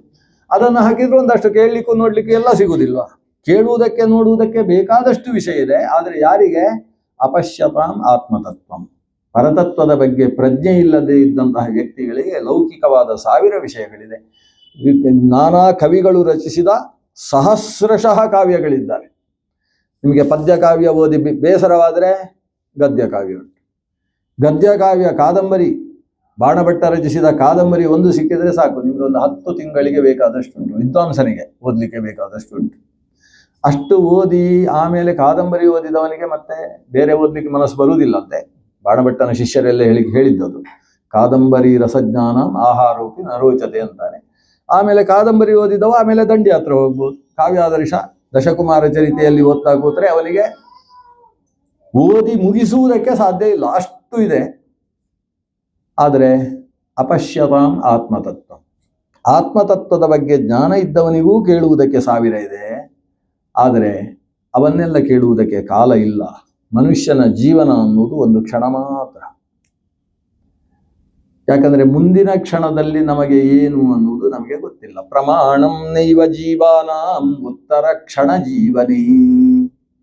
ಉತ್ತರ ಕ್ಷಣದ ಜೀವನ ಏನು ಅನ್ನುವುದರ ಬಗ್ಗೆ ನಮಗೆ ಪ್ರಮಾಣ ಪುರಸ್ಸರವಾಗಿ ಹೀಗೆ ಅಂತ ಹೇಳಲಿಕ್ಕೆ ಬರುವುದಿಲ್ಲ. ಆದ್ರಿಂದ ಈಗ ನಿನಗೆ 7 ದಿವಸದ ಅವಕಾಶ ಇದೆಯಲ್ಲ ಪರೀಕ್ಷಿತ, ಆದ್ರಿಂದ ನಾನು ಹೇಳುತ್ತೇನೆ, ದೇವರ ಬಗ್ಗೆ ಕೇಳಬೇಕು. ತಸ್ಮಾತ್ ಭಾರತ ಸರ್ವಾತ್ಮ ಭಗವಾನ್ ಹರಿರೀಶ್ವರ ಶ್ರೋತವ್ಯ ಕೀರ್ತಿತವ್ಯಶ್ಚ ಮಂತವ್ಯಶ್ಚೇಚ್ಛತಾ ಭಯಂ. ದೇವರ ಬಗ್ಗೆ ಶ್ರವಣ, ದೇವರ ಬಗ್ಗೆ ಮನನ, ಕೊನೆಗೆ ದೇವರ ಬಗ್ಗೆ ಕೀರ್ತನ, ಇದು ಮಾಡಬೇಕಾದದ್ದು ನೀನು, ಅದಕ್ಕೆ ಸಜ್ಜನಾಗು ಅಂತ ಹೇಳಿ ಶುಕಾಚಾರ್ಯರು ಭಾಗವತದ ಉಪದೇಶ ಕೊಟ್ಟಿದ್ದಾರೆ. ಇಷ್ಟು ನಾನು ಅನಿವಾರ್ಯವಾಗಿ ಪೀಠಿಕೆಯಾಗಿ ಹೇಳಬೇಕಾಗಿದ್ದ ವಿಷಯ. ಇಷ್ಟಾದ ಮೇಲೆ ಭಾಗವತದಲ್ಲಿ ಯಾವ ವಿಷಯವನ್ನಾದರೂ ತಗೊಳ್ಬೋದು. ಯಾಕಂದ್ರೆ ನಾವು ಎಷ್ಟು ಗಂಟೆ ಹೇಳಿದರೂ ಕೂಡ ಭಾಗವತ ಮುಗಿಸುವುದಕ್ಕೆ ಸಾಧ್ಯ ಇಲ್ಲ ಅಲ್ವಾ. ಅದನ್ನ ಇಲ್ಲಿಯ ತನಕ ಕೇಳದೇ ಇದ್ದ ವಿಷಯಗಳ ಕಡೆಗೆ ನಾವು ಸಾಗುವುದಕ್ಕೆ ಅವಕಾಶಗಳು ಉಂಟು. ಅದರಲ್ಲೂ ವಿಶೇಷವಾಗಿ ಮನೆಯ ಹಿರಿಯಾಕೆ ಹೇಳ್ತಾ ಇರುವಂಥದ್ದೇನು ಅಂದರೆ, ಏಕಾದಶ ದ್ವಾದಶಗಳ ಕಡೆಗೆ ಹೆಚ್ಚು ಗಮನ ಹರಿಸಿ ಅಂತ ಕೇಳ್ತಾ ಇದ್ದಾರೆ. ಆದರೆ ಏಕಾದಶ ಸುಲಭ ಅಲ್ಲ, ಕಷ್ಟ. ನಿನ್ನೆ ಏಕಾದಶಿ ಮುಗಿದದ್ದರಿಂದ ಸುಲಭ ಆಗ್ತದೆ. ಏಕಾದಶ ಸ್ಕಂಧ ಅಂದರೆ ಅದು ಜ್ಞಾನದ ಒಂದು ರಸ. ರಸಗಳಲ್ಲಿ ಅನೇಕ ಬಗೆ. ಬೆಲ್ಲದ ರಸವೇ ಬೇರೆ, ಮಾವಿನ ರಸವೇ ಬೇರೆ, ಅದರ ಹಾಗೆ ಮತ್ತೊಂದು ರಸ ಇಲ್ಲ ಅಲ್ವಾ. ದ್ರಾಕ್ಷಾರಸದ ಸ್ವರೂಪವೇ ಬೇರೆ, ಒಂದೊಂದು ರಸ ಒಂದೊಂದು ಬಗೆ, ಆದರೆ ಅದೆಲ್ಲವೂ ಕೂಡ ರುಚಿ, ಒಂದೊಂದು ಬಗೆಯ ರುಚಿ. ಹಾಗೆ ಕೇವಲ ಕಥೆಯ ರಸ ಬೇರೆ, ಕೇವಲ ತತ್ವವನ್ನು ನಿರೂಪಣೆ ಮಾಡುವುದರಲ್ಲಿರತಕ್ಕಂಥ ರಸ ಬೇರೆ. ಅಂತಹ ತತ್ವದ ಅನೇಕ ಭಾಗ ಶ್ರೀಮದ್ ಭಾಗವತದಲ್ಲಿ ಬರ್ತಾ ಉಂಟು. ನಮಗೆ ಭಾಗವತದ ತತ್ವದ ಭಾಗ ಸಿಗುವುದೆಲ್ಲಿ? ಕಥೆಯಲ್ಲಿ ಅಲ್ಲ. ಕಥೆ ಅಷ್ಟೂ ಕೇಳಿದಾಗ ಒಂದು ತತ್ವ ಅರ್ಥ ಆಗ್ತದೆ. ಆದರೆ ತತ್ವ ಸಿಗುವುದು ಎಲ್ಲೆಲ್ಲಿ ದೇವರ ಸ್ತೋತ್ರವನ್ನು ಮಾಡ್ತಾರೆ. ಅದು ಕುಂತಿ ಸ್ತೋತ್ರ ಮಾಡ್ಬೋದು, ಭೀಷ್ಮ ಸ್ತೋತ್ರ ಮಾಡ್ಬೋದು, ಕಪಿಲನ ಅಮ್ಮನೇ ಸ್ತೋತ್ರ ಮಾಡ್ಬೋದು, ಕಪಿಲನ ಅಪ್ಪ ಕರ್ದಮ ಪ್ರಜಾಪತಿ ಸ್ತೋತ್ರ ಮಾಡ್ಬೋದು. ಎಲ್ಲೆಲ್ಲಿ ಸ್ತೋತ್ರ ಮಾಡ್ತಾರೆ ಅಲ್ಲಿ ಒಂದಷ್ಟು ತತ್ವಜ್ಞಾನ ನಮಗೆ ಸಿಗ್ತಾ ಹೋಗ್ತದೆ. ಚತುರ್ಮುಖ ಬ್ರಹ್ಮನನ್ನು ಭಗವಂತ ಸೃಷ್ಟಿಸಲ್ಪಟ್ಟ ಮೊದಲ ಮಗ, ಆದ್ರಿಂದ ಅವನಿಗೆ ಆದ್ಯ ಬ್ರಹ್ಮ ಅಂತ ಹೆಸರು. ನಾವು ಆದ್ಯ ಬ್ರಹ್ಮಣ ಅಂತ ಹೇಳ್ತೇವಲ್ವಾ. ಆದ್ಯ ಅಂದ್ರೆ ಮೊದಲ ಸೃಷ್ಟಿಯ ವಿಷಯ, ದೇವರ ಸೃಷ್ಟಿಯಲ್ಲಿ ಮೊದಲನೆಯವ. ಅದು ಬಿಟ್ಟು ಆದ್ಯ ಬ್ರಹ್ಮ ಅಂದ್ರೆ ಇದು ಮೊದಲನೇ ಬ್ರಹ್ಮ ಅಂತ ಅರ್ಥ ಅಲ್ಲ. ಇಲ್ಲಿಯ ತನಕ ಎಷ್ಟೋ ಬ್ರಹ್ಮರಾಗಿ ಹೋಗಿದ್ದಾರೆ, ಆದರೆ ಭಗವಂತನ ಸೃಷ್ಟಿಯಲ್ಲಿ ಮೊದಲನೆಯವನಾದ ಬ್ರಹ್ಮ. ಆ ಬ್ರಹ್ಮದೇವನಿಗೆ ತನ್ನ ಅಪ್ಪ ಯಾರು ಅನ್ನುವುದನ್ನು ವಿಮರ್ಶೆ ಮಾಡಿ ಕೊನೆಗೆ ಅಂತರ್ಮುಖದಲ್ಲಿ ದೇವರು ಕಾಣಿಸಿಕೊಂಡ. ಕಂಡ ಖುಷಿಯಲ್ಲಿ ಬ್ರಹ್ಮ ದೇವರನ್ನು ಸ್ತೋತ್ರ ಮಾಡ್ತಾನೆ. ದೇವರನ್ನು ಸ್ತೋತ್ರ ಮಾಡುವಾಗ ಅವ ಹೇಳುವುದೇನು ಗೊತ್ತು? ಓ ಭಗವಂತ, ನೀನು ಸೃಷ್ಟಿಯನ್ನು ಮಾಡುವವ, ಸೃಷ್ಟಿಯನ್ನು ನೋಡುವವ, ಸೃಷ್ಟಿಯನ್ನು ಕಾಣುವವ. ಮಾಡುವವ ಮಾತ್ರ ಅಲ್ಲ, ನೋಡುವವ ಮಾತ್ರ ಅಲ್ಲ, ಕಾಣುವವ. ಸೃಷ್ಟಿಯನ್ನು ಕಾಣಿಸುವವ. ಅದು ನೋಡುವುದು ಬೇರೆ, ಕಾಣುವುದು ಬೇರೆ ಆಯ್ತು. ಆಮೇಲೆ ಸೃಷ್ಟಿಯನ್ನು ಕೇಳುವವ. ಒಟ್ಟು 8 ಹೇಳಿದ್ದಾನೆ. ಇದೆಲ್ಲ ನಮಗೆ ಕೇಳಿದರೆ ಸಿಕ್ಕಾಪಟ್ಟೆ ಸುಸ್ತಾಗುವುದು. ಇಲ್ಲಿ ಸೃಷ್ಟಿಯನ್ನು ಮಾಡುವವ ಅನ್ನೋದು ಸ್ಪಷ್ಟ. ಕರ್ತ ಕಾರಯಿತ ಚೈವ, ಮೊದಲು ಮಾಡ್ತಾನೆ ಅವ. ಯಾಕಂದ್ರೆ ನನ್ನನ್ನೇ ಸೃಷ್ಟಿಸಿದವ ನೀನು. ಸೃಷ್ಟಿಯನ್ನು ಮಾಡುವವ, ಅದರಿಂದ ನಿನಗೆ ಸವಿತೃ ಅಂತ ಹೆಸರು ದೇವರಿಗೆ. ಸವಿತೃ ಅಂದ್ರೆ ಏನು? ಪ್ರಸವಿತೃ, ಪ್ರಸವ ಮಾಡುವವನಿಗೆ ಪ್ರಸವಿತೃ ಅಂತ ಹೆಸರು. ಆರಂಭದಲ್ಲಿ ಗಂಡಸರೇ ಪ್ರಸವ ಮಾಡ್ತಾ ಇದ್ದ, ಭಗವಂತನೇ ಸೃಷ್ಟಿಸಿದ್ದಲ್ವಾ. ಆದ್ರಿಂದ ದೇವರಿಗೆ ಸವಿತಾ ಪ್ರಸವಿತ, ತಸ್ಮಾತ್ ಜಗತ್ ಪ್ರಸವಿತ ಸವಿತೇತಿ ಸದೋದಿತ. ಜಗತ್ ಪ್ರಸವಿತೃ ಆದ್ರಿಂದ ಭಗವಂತನಿಗೆ ಸವಿತಾ ಅಂತ ಹೆಸರು. ಆದರೆ ನಮ್ದು ಎಷ್ಟು ದುರದೃಷ್ಟ ಅಂದ್ರೆ, ನಮ್ಮ ಅಪ್ಪ ಯಾರಿಗೂ ಗಂಡು ಮಕ್ಕಳಿಗೆ ಸವಿತಾ ಅಂತ ಹೆಸರಿಡಲೇ ಇಲ್ಲ. ಹೆಣ್ಣು ಮಕ್ಕಳಿಗೆ ಸವಿತಾ ದೇವಿ, ಸವಿತಾ ಅಂತ ಹೆಸರಿಡ್ತಾ ಹೆಣ್ಣು ಮಕ್ಕಳಿಗೆ. ಸಂಸ್ಕೃತದಲ್ಲಿ ಮಾತ್ರ ಸವಿತಾ ಶಬ್ದ ಅದು ಪುಲ್ಲಿಂಗದ ಶಬ್ದ, ಅದು ಸವಿತೃ ಶಬ್ದ. ಪಿತಾ ಅಂತಿದ್ದ ಹಾಗೆ ಸವಿತಾ, ಧಾತ ಧಾತಾ ಧಾತಾರು ದಾತಾರ, ಸವಿತಾ ಸವಿತಾರು ಸವಿತಾರ, ಪುಲ್ಲಿಂಗದ ಶಬ್ದ. ಸವಿತೃ ಶಬ್ದ ಸ್ತ್ರೀಲಿಂಗ ಆಗಬೇಕಾದ್ರೆ ಏನಾಗಬೇಕು? ಸಾವಿತ್ರಿ ಆಗಬೇಕಾಗ್ತದೆ. ಪ್ರಸಾವಿತ್ರಿ ಅಂತ ಹೇಳಿದ್ರೆ ಹೇರುವವಳು ಅಂತ ಅರ್ಥ ಆಗ್ತದೆ. ಇಲ್ಲಿ ಹೋದರೆ ಪ್ರಸವಿತಾ, ಸವಿತಾ ಅಂದ್ರೆ ಜಗತ್ತನ್ನು ಸೃಷ್ಟಿಸುವ. ಸೂರ್ಯಮಂಡಲ ಮಧ್ಯವರ್ತಿಯಾದ ನಾರಾಯಣನಿಗೂ ಕೂಡ ಸವಿತೃ ಅಂತ ಹೆಸರು. ಸವಿತು ವರೇಣ್ಯಂ ದೇವಸ್ಯ ಭರ್ಗಃ ಧೀಮಹಿ ಅಂತ. ದೇವರನ್ನು ಯಾಕೆ ಸೂರ್ಯಮಂಡಲದಲ್ಲಿರುವ ದೇವರನ್ನು ಸವಿತೃ ಅಂತ ಕರೆಯುವುದು? ಲೋಕದ ಪ್ರಸವಕ್ಕೆಲ್ಲ ಕಾರಣ ಸೂರ್ಯ. ಸೂರ್ಯ ಇಲ್ಲದೆ ಹೋದರೆ ಭೂದೇವಿಯೂ ಪ್ರಸವಿಸುವುದಿಲ್ಲ. ಭೂದೇವಿಯಲ್ಲಿ ಬಿತ್ತಿದ ಬೀಜ ಅದು ಮೊಳಕೆಯಾಗಿ ಪ್ರಸವಿಸಬೇಕಾದ್ರೆ ಅದರ ಹಿನ್ನೆಲೆಯಲ್ಲಿ ಸೂರ್ಯಕಾಂತಿ ಬೇಕು. ಸೂರ್ಯನ ಒಂದು ಶಕ್ತಿ ಇಲ್ಲದೆ ಹೋದರೆ, ಸೂರ್ಯ ಶಕ್ತಿ ಮತ್ತು ಚಂದ್ರ ಶಕ್ತಿ ಎರಡೂ ಬೇಕು. ಸೋಮೋ ಭೂತ್ವ ರಸಾತ್ಮಕ ಪುಷ್ಣಾಮಿ ಚೌಷಧಿ ಸರ್ವ. ಔಷಧಿಗಳನ್ನು ಎಲ್ಲ ಪೋಷಗೊಳಿಸತಕ್ಕಂಥವ ಚಂದ್ರ. ಆದರೆ ಆ ಚಂದ್ರನಿಂದ ಔಷಧಿ ವನಸ್ಪತಿಗಳು ಪುಷ್ಟಿಯನ್ನು ಪಡಿಬೇಕು ಅಂತಾದರೆ ಮೊತ್ತ ಮೊದಲು ಭೂಮಿಯಿಂದ ಅದು ಮೊಳಕೆ ಎಳೆದು ಬರಬೇಕು. ಅದಕ್ಕೆ ಸೂರ್ಯನ ಶಕ್ತಿಯೇ ಬೇಕು. ಆದ್ರಿಂದ ಸೂರ್ಯ ಲೋಕದ ಎಲ್ಲ ರೀತಿಯ ಪ್ರಸವಿತೃ ಅನ್ನುವ ಕಾರಣದಿಂದ ಸೂರ್ಯನಿಗೆ ಸವಿತೃ ಅಂತ ಹೆಸರು. ಆದರೆ ಸೂರ್ಯನಲ್ಲಿ ನಿಂತು ಲೋಕವನ್ನೆಲ್ಲ ಸೃಷ್ಟಿಸುವವ, ಲೋಕಕ್ಕೆ ಸೃಷ್ಟಿಯ ಶಕ್ತಿ ಕೊಟ್ಟವ ಸವಿತೃ ನಾರಾಯಣನಾದ್ರಿಂದ ಅವನಿಗೆ ಸವಿತೃ ಅಂತ ಹೆಸರು. ಅದರಿಂದ ಸೃಷ್ಟಿಸುವವ, ನೀನು ಸೃಷ್ಟಿಯನ್ನು ಮಾಡುವವ. ನಾವೆಲ್ಲ ಕರೆಯುವುದು ಯಾರನ್ನು ಸೃಷ್ಟಿ ಮಾಡುವವ ಅಂತ? ಚತುರ್ಮುಖನ. ನಮ್ದೆಲ್ಲ ದೇವರ ಕಡೆಗೆ ನಾವು ಮಾತಾಡುವುದೇ ಕಡಿಮೆ. ಏವ ಚತುರ್ಮುಖ ದೇವ ಸೃಷ್ಟಿಕರ್ತ ಅಂತ ಅವನನ್ನು ಕರೆಯುವುದು. ಆದರೆ ಚತುರ್ಮುಖ ಬ್ರಹ್ಮ ಯಾರನ್ನು ಕರೆಯುವುದು ಸೃಷ್ಟಿ ಮಾಡುವವ ಅಂತ? ಭಗವಂತನನ್ನು ಕರೆಯುವುದು. ರುದ್ರದೇವರು ಕೂಡ ಹಾಗೆ. ಇಲ್ಲಿ ಇವರು ಕೇಳಿದರು ರುದ್ರಗೀತೆ ಅಂತ. ರುದ್ರ ಭಗವಂತನನ್ನು ಮಾಡಿದ ಸ್ತೋತ್ರ ಅದು. ರುದ್ರದೇವ, ನಾವೆಲ್ಲ ಜಗತ್ತಿನ ಸಂಹಾರ ಮಾಡತಕ್ಕಂತಹ ರುದ್ರದೇವ, ನೀವು ಜಗತ್ ಸಂಹರ್ತೃ ಅಂತ ಅವನನ್ನು ಕರೆದ್ರೆ, ಆ ರುದ್ರದೇವ ಜಗತ್ತನ್ನೆಲ್ಲ ಭರ್ಗ ಅಂದ್ರೆ ನೀನು ಅಂತ ಹೇಳ್ತಾನೆ ಭಗವಂತನ ಹತ್ರ. ಭರ್ಗ ಅಂತ ಕರೀತಾನೆ. ಭರ್ಗ ಅಂದ್ರೆ ಏನು? ಹುರಿಯುವವ ಅಂತ. ಜಗತ್ತನ್ನೆಲ್ಲ ಹುರಿದು ಅದನ್ನು ಹೀಗೆ ಕೈಯ ಈ ಬೆರಳಲ್ಲಿ ಹಾಕೊಂಡು ಹೀಗಂತಾನಂತೆ ಪುಡಿ ಪುಡಿ ಆಗುತ್ತಂತೆ. ನಾವೆಲ್ಲ ಈಗ ಅಕ್ಕಿಯನ್ನು ಪುಡಿ ಮಾಡ್ಲಿಕ್ಕೆ ಒಂದಷ್ಟು ಹುರಿದ್ರೆ ಆಮೇಲೆ ಹೀಗಂದ್ರೆ ಅದು ರಂಗೋಲಿ ಆಗ್ತದೆ. ಹಾಗೆ ಇವ ಜಗತ್ತನ್ನೆಲ್ಲ ಹುರಿದು ಪುಡಿಗೊಳಿಸತಕ್ಕಂತಹ ಮೂರು ಕಣ್ಣಿನ ಓ ನರಸಿಂಹ ಭರ್ಗ ಅಂತ ಭಗವಂತನನ್ನು ರುದ್ರದೇವ ಸ್ತೋತ್ರ ಮಾಡ್ತಾನೆ. ಹಾಗಾದ್ರೆ ಜಗತ್ತಿನ ಪ್ರಸವಿತೃ, ಜಗತ್ತನ್ನು ಸೃಷ್ಟಿಸಿದವ ಭಗವಂತ ಅಂತ ಬ್ರಹ್ಮನ ಮೊದಲ ಸ್ತೋತ್ರ. ಆಮೇಲೆ ಸೃಷ್ಟಿಯನ್ನು ನೋಡುವವಂತೆ ಅವ. ಅಂದ್ರೆ ಏನರ್ಥ? ದೇವರು ಚತುರ್ಮುಖನನ್ನು ಸೃಷ್ಟಿಸಿದ ಮೇಲೆ ಚತುರ್ಮುಖನ ಹತ್ರ ಸ್ತೋತ್ರ ಮಾಡಿಸಿಕೊಂಡ. ಒಂದಷ್ಟು ಸ್ತೋತ್ರ ಮಾಡಿಸಿಕೊಂಡಾದ ಮೇಲೆ ಏನಾಯಿತು? ಚತುರ್ಮುಖ ಬ್ರಹ್ಮ ಸ್ವಲ್ಪ ತೆಪ್ಪಗೆ ಕೂತ. ಈ ತೆಪ್ಪಗೆ ಅನ್ನುವ ಶಬ್ದ ಇಲ್ಲಿಂದಲೇ ಬಂದದ್ದು. ತೆಪ್ಪಗೆ ಕೂತ. ಅದನ್ನಿಲ್ಲಿ ವಿರರಾಮಸ ಖಿನ್ನವತ್ ಅಂತ ಬಂದಿದೆ. ಖಿನ್ನ ಅಂದ್ರೆ ಖೇದ. ಖೇದ ಅಂದ್ರೆ ಏನು? ಡಿಪ್ರೆಷನ್. ಒಂದು ಡಿಪ್ರೆಸ್ ಆಗಿ, ತೆಪ್ಪಗೆ ಅಂದ್ರೆ ಹಾಗೆ ಡಿಪ್ರೆಸ್ ಆಗಿ ಕೂತಂತೆ. ಆಗ ಭಗವಂತ ಮೆಲ್ಲ ಹೀಗೆ ಗಲ್ಲ ಮುಟ್ತಾನೆ. ಗಲ್ಲ ಮುಟ್ಟಿ ಕೇಳ್ತಾನೆ, ಏನು ಮಗು? ನಾವು ಯಾರನ್ನು ಪಿತಾಮಹ ಅಂತ ಕರಿತೇವೋ ಅವನನ್ನು ಗಲ್ಲ ಮುಟ್ಟಿ ಮಗು ಅಂತ ಕರೀತಾನೆ ದೇವರು. ದೇವರು ಏನು ಮಗು? ಯಾಕೆ ಈ ರೀತಿ ಖೇದ ಯಾಕೆ, ಖಿನ್ನತೆ ಯಾಕೆ ಅಂತ ಕೇಳ್ತಾನೆ. ಕೇಳಿದ್ರೆ ಇವ ಹೀಗೆ ನೋಡ್ತಾನೆ ದೇವರನ್ನು. ದೇವರ ದರ್ಶನದಿಂದ ಒಂದು ಪ್ರಫುಲ್ಲತೆ ಬಂದಾಗ ದೇವರು ಹೇಳ್ತಾನೆ, ಖೇದ ಬರುವುದು ಯಾಕೆ ಅಂತ ನಂಗೆ ಗೊತ್ತು, ನಿನ್ನ ಹತ್ರ ಸುಮ್ಮನೆ ಕೇಳಿದ್ದು. ಮಕ್ಕಳ ಬಾಯಲ್ಲಿ ಕೇಳಿ, ಮಕ್ಕಳು ಅಳ್ತಾ ಇದ್ರೆ ಅಮ್ಮನಿಗೆ ಗೊತ್ತಾಗುದಿಲ್ವಾ ಯಾಕೆ ಅಳ್ತಾ ಇದ್ದಾವೆ ಅಂತ? ಗೊತ್ತಾಗ್ತದೆ. ಆದ್ರೂ ಮಗು ಯಾಕೆ ಅಳ್ತಾ ಇದ್ದೀನಿ ಸುಮ್ಮನೆ ಕೇಳುದು, ಮಗುವಿನ ಬಾಯಲ್ಲಿ ಒಂದೆರಡು ಅಕ್ಷರ ಬರಲಿ ಅಂತ ಕೇಳುದು. ಹಾಗೆ ಭಗವಂತ ಹೇಳ್ತಾನೆ, ನಂಗೆ ಗೊತ್ತು ಖೇದ ಯಾಕೆ ಆಗಿದೆ ಅಂದ್ರೆ ನಿನಗೊಂದು ಸಮಸ್ಯೆ. ಪ್ರಪಂಚದ ವ್ಯಕ್ತಿಗಳಿಗೆ ಪ್ರತಿಯೊಬ್ಬರಿಗೂ ಖಿನ್ನತೆ ಬರ್ತದೆ ಅಂದ್ರೆ ನಿರುದ್ಯೋಗ ಸಮಸ್ಯೆ ಅಂತ ಅರ್ಥ. ನಿನಗೆ ನಿರುದ್ಯೋಗ ಸಮಸ್ಯೆ, ಅದರಿಂದ ಉದ್ಯೋಗ ಕೊಡಬೇಕು. ಸರ್ಗೇ ಉದ್ಯಮ ಮಾವಹ ಮಾ ವೇದಗರ್ಭಗಾಸ್ತಂದ್ರೀಂ. ಸರ್ಗೇ ಉದ್ಯಮ ಮಾವಹ, ಓ ವೇದಗರ್ಭ, ಈ ತಂದ್ರಿ ಬೇಡ ನಿನಗೆ, ಈ ರೀತಿಯ ಖೇದ ಬೇಡ. ಸೃಷ್ಟಿಯ ಬಗ್ಗೆ ನಿನಗೊಂದು ಉದ್ಯಮ ಕೊಡ್ತೇನೆ, ಇದನ್ನು ಸ್ವೀಕಾರ ಮಾಡು, ವ್ಯವಸ್ಥೆ ಮಾಡು. ಹೀಗೆ ಭಗವಂತನಿಂದ ಸೃಷ್ಟಿಯ ಜವಾಬ್ದಾರಿಯನ್ನು ಚತುರ್ಮುಖ ಹೊತ್ತಗೊಳ್ಳೆ ಸೃಷ್ಟಿ ಮಾಡಲಿಲ್ಲ. 10,000 ವರ್ಷ ತಪಸ್ಸು ಮಾಡಿದ. ಆ ತಪಸ್ಸಿನ ಬಲದಿಂದ ವಿಶಿಷ್ಟ ಶಕ್ತಿಯನ್ನು ತನ್ನಲ್ಲಿ ತುಂಬಿಸಿಕೊಂಡ ಆಮೇಲೆ ಸೃಷ್ಟಿಯನ್ನು ಮಾಡ್ತಾನೆ. ಆ ದೇವರು ಚತುರ್ಮುಖ ಮಾಡುವ ಸೃಷ್ಟಿಯನ್ನೆಲ್ಲ ನೋಡ್ತಾ ಇರುವವ ದೇವರು. ಆಗಾಗ ಬೇಷ್ ಅಂತಾನೆ. ಕೆಲವೊಂದು ಸಲ ಚತುರ್ಮುಖ ಸೃಷ್ಟಿ ಮಾಡಿದಾಗ ಅಂತಾನೆ, ಅಂದುಕೊಳ್ಳೆ ಚತುರ್ಮುಖ ನಿಲ್ಲಿಸ್ತಾನೆ. ಭೂತ ಪ್ರೇತಗಳೆಲ್ಲ ಸೃಷ್ಟಿ ಆಗ್ತಾ ಹೋಗಿ. ಕೆಲವು ಸಲ ಚತುರ್ಮುಖ ಮಾಡುವ ಸೃಷ್ಟಿ ಅಂತ ಇದ್ರೆ ಇಷ್ಟು ಅಂತಲ್ಲ. ರುದ್ರನನ್ನು ಸೃಷ್ಟಿ ಮಾಡಿದ. ರುದ್ರನನ್ನು ಸೃಷ್ಟಿ ಮಾಡಿ ರುದ್ರನ ಹತ್ರ ನೀನು ಸೃಷ್ಟಿ ಮಾಡು ಅಂತ ಹೇಳ್ತಾನೆ. ರುದ್ರ ಸೃಷ್ಟಿ ಮಾಡ್ಲಿಕ್ಕೆ ಹೊರಟ್ರೆ ಭೂತ ಪ್ರೇತ ಪಿಶಾಚ ಬೇತಾಲ ಕೂಷ್ಮಾಂಡ ಅಂತ 8 ಬಗೆಯ ಸೃಷ್ಟಿ ಆಗ್ತದೆ.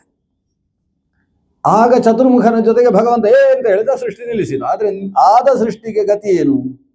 ಅದಕ್ಕೆ ರುದ್ರನಿಗೆ ಸ್ವಲ್ಪ ಇದನ್ನು ನೋಡಿಕೋ ಅಂತ ಹೇಳ್ತಾನೆ. ಹಾಗೆ ರುದ್ರನಿಗೆ ಭೂತನಾಥ ಅಂತ ಹೆಸರಾಗ್ತದೆ. ಈ ರೀತಿ ಸೃಷ್ಟಿಯನ್ನು ತಾನು ಮಾಡುವುದು ಮಾತ್ರ ಅಲ್ಲ, ನೋಡ್ತಾನೆ. ಮಾಡುವುದಕ್ಕಿಂತ ನೋಡುವುದು ಬಹಳ ಮುಖ್ಯ. ಈಗ ಅಡಿಗೆಯವರು ಅಡಿಗೆ ಎಲ್ಲ ಸಿದ್ಧ ಮಾಡಿ ಇಡ್ತಾರೆ.